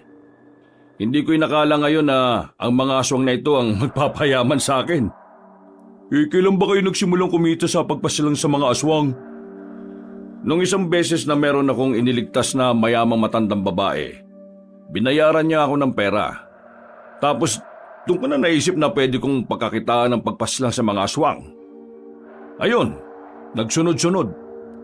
Hanggang sa magkaedad na ako. Naganap na lang ako ng mga tao na pwede kong turuan at gawing silang tao. Isa sa nakilala ko itong kaibigan yung si Joaquin. Basagulero ang isang yan. Lahat ng makita niyang hindi niya gusto, binabasag niya ang muka. Basta, wala makapalag sa kanya na kahit na sino. Nang makulong yan, alam ko na talaga na maghahari yan sa loob. Ang iniisip ko nga kapag lumabas siya mas lalo siyang magiging maangas. Pero nagulat ako. Aba, bumait. Mang Tadeo naman, masyado mo naman akong pinapakilala sa kanila eh. Pero, wag kayo. Si Joaquin ang pinakamalakas na manunugis dito sa atin. Mas malakas pa siya sa akin. Kaya nga nang mawala siya sa akin ang dami nang nangyari. Wala na akong mailigtas na kliyente. Buti na nga lang marami akong naipon. Kasi kung wala, patay talaga ako sa gutom. 10 taon ding nawala si Joaquin Ang daming nangyari. Kayo po, kaya niyo pa po ba talagang lumaban ngayon? Mang Tadeo, sinasabi niya yata na matanda na kayo. Hindi, sinisiguro ko lang ang kaligtasan niya, no? Wala namang problema. Pero ang totoo, hirap na rin ako gumalaw. Pero kaya ko pa naman. Gusto ko rin namang masubukan kung kupas na ba ako o hindi. Nagpatuloy ang kanilang kwentuhan hanggang sa makarating na nga rin sila sa bungad ng tinatawag nilang Norte. Ang lugar kung saan bibihira lang ang makikitang tao na naninirahan doon. Dahil na rin sa mga usap-usapang pugad yun ng mga aswang, bumuntong hininga si Joaquin. Nakakaramdam siya ng kakaiba. Ang dati mga imahe sa katawan niya na walang pakialam, tila tumutugon sa mga mabibigat na presensya sa paligid. Joaquin, yung mga tattoo mo, umikinang. Anong ibig sabihin yan? Ngayon ko lang din to naramdaman, pero mukhang nagbibigay sila ng babala. Kung ganon iandaan nyo na mga sarili ninyo. Paunahan na lang mamatay. Biro lang seryoso kayo masyado Maya-maya, meron na silang natanaw na isang malaking baryo. Hindi kumukulo ang langis na kanilang daladala. Kaya nagtaka sila at tumigil na muna sa di kalayuan. Nakakapagtaka. Parang walang nangyayari sa langis Sigurado ka bang epektibo yan? O baka napeke ka na naman ng mga albularyo? Hindi. Totoo ito. Hindi to peke.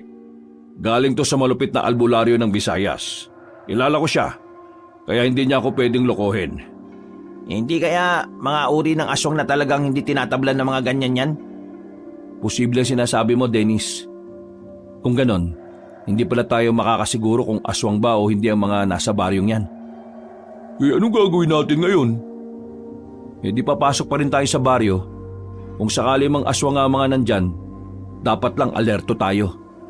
Tandaan nyo malalaman natin na aswang ang mga yan kapag muling nagparamdam ang mga burda ko sa katawan. Hindi sila nagpapigil sa ideyang baka aswang ang mga naroon. Lakas loob silang lumapit.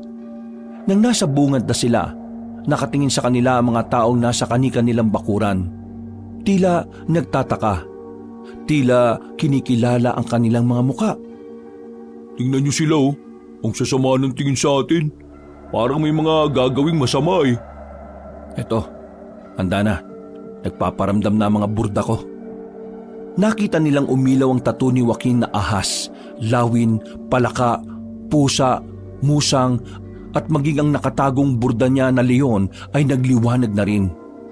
Masyadong mabilis ang nangyari. Bigla na lamang silang inatake ng mga naroon.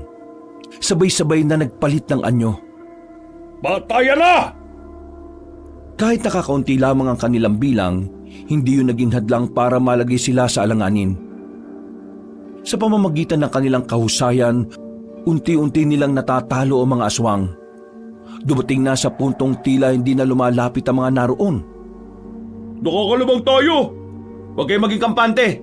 Paparating na ang iba! Mas malalakas! Naalarma na sila sa kanilang mga narinig. Pero ang mas ikinagulat ni Dennis ay ang paglitaw ni Aling Luming at Garawi sa lugar na yon. Nakangiti pang matandang babae habang nakakbay dito si Garawi. La, anong ginagawa niyo dyan? Bakit nandito kayo? Luming, hindi ko alam na talagang mahina palang pangunawa ng apo mo na yan Kaya nga inis na inis ako dyan Bakit ko pa kasi tinanggap yan Wala namang kwenta. Sabi mo sa akin, anong ibig sabihin nito, La? Ako at ang lola mo ay nagsasama na. Kami na mag-ahari sa probinsyang ito. Hindi mo pa rin gets. Kaming dalawa ay parehong aswang.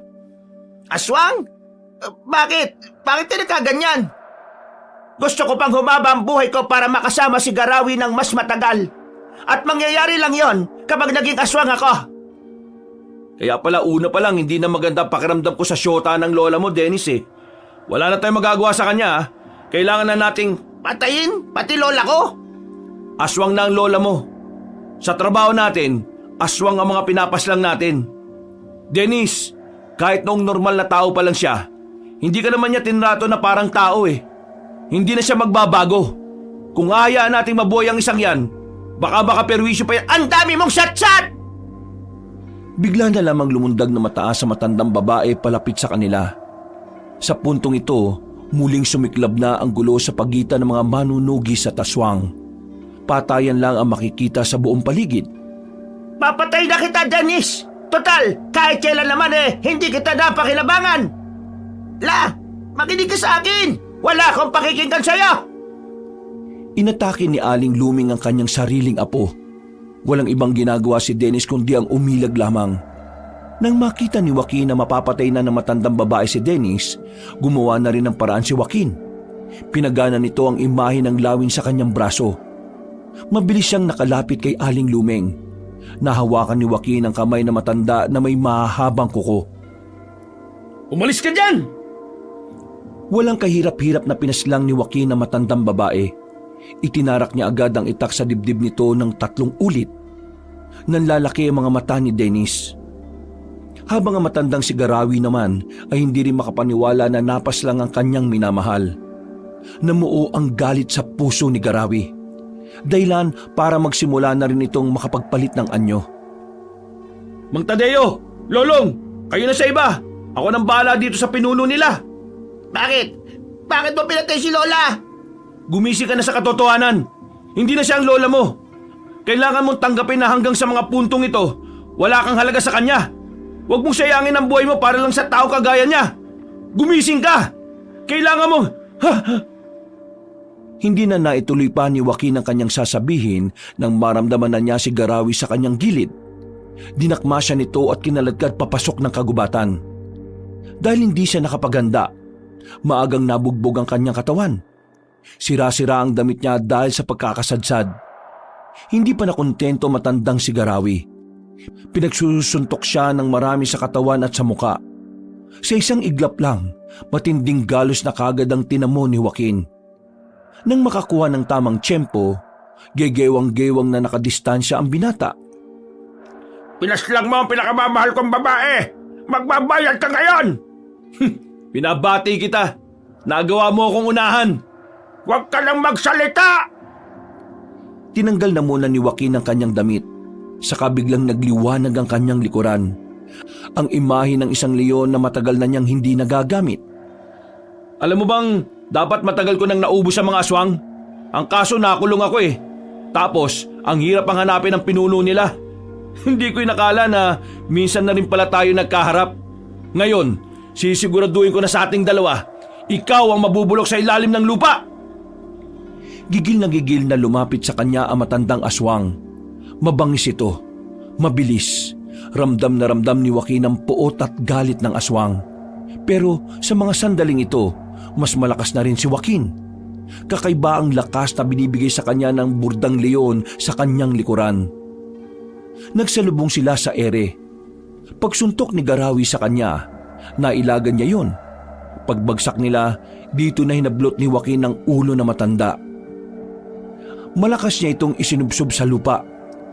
Pinalabas din ni Joaquin ang kanyang kuko na tila kasing talim ng saliyon. Kinalmot niya si Garawi at tinamaan yun sa dibdib. Agad itong napadistansya. Pero hindi man lang ito nabahala kahit tumatagas na ang dugo nito. Akala mo magpapatalo ko sa'yo? Hindi! Mas lalong bumilis sa matandang aswang.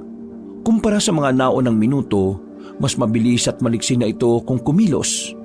Maya-maya pa, tinamaan na rin siya ng aswang sa kaliwang braso. Paglingon niya sa likuran, kinalmot din siya nito sa likod. Naramdaman niya ang sakit. Hindi niya may kakailayon dahil napansin din yun ng kanyang kalaban. Kulang pa yan! Kulang pa yan para sa ginawa mong pagpigil sa pagmamahalan naming dalawa! Wala kang karapatang magmahal kung puro kasamaan lang ang ginagawa mo. Marami ka ng pinatay na negosyante. Ikaw ang magbabayad ngayong gabi. Itaga mo yan sa bato! Umilaw ang mata ni Joaquin.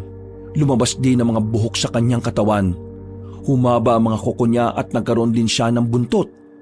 Sa mga puntong ito, ramdam na ni Joaquin ang kapangyarihan ng isang leon. Bago ka mawala sa mundong ito, gusto ko lang magpakilala. Ako si Joaquin. Ako si Joaquin Bordado, ang mortal na maghahatid sa iyo sa impyerno! Nagulat na lamang si Garawi nang biglang makarating na agad si Joaquin sa kanyang likuran. Hindi na nakailag ang matandang lalaki. Tinarak na ni Joaquin ang mahahaba niyang kuko. Hindi pa ito nakontento at kinalmot niya pa yon sa bandang balikat. Sa mga sandaling yon, tila nawala ang angas ng kalaban ni Joaquin. Nabahala ito para sa sariling kaligtasan. Naramdaman ni Garawi kung gaano kalayo ang agwat nila ni Joaquin. Anong klaseng nilalang ka? Ako magiging hatol mo ngayong gabi, aswang. Ihatid na kita kung saan ka man dapat naroon. Mas sumaba pa ang kuko ni Joaquin sa mga sandaling yon. Mabilis itong nakalapit. Agad namang itinarak ni Joaquin ang kanyang mahahabang kuko sa mismong dibdib ni Garawi. Wala nang nagawa ang matandang lalaki dahil sa kakaiba niyang bilis. At sa mga sandaling yon, tuluyan na ngang natalo ang matandang aswang. Marami itong napaluhod hanggang sa napahiga na sa lupa habang sumusuka ng itim na dugo. Hanggang dito na lang ang kasamaan mo. Magpaalam ka na sa mundong ito. Maya-maya pa ay tuluyan na ngang nalagutan ng hininga ang aswang. Bumuntong hininga na lamang si Joaquin.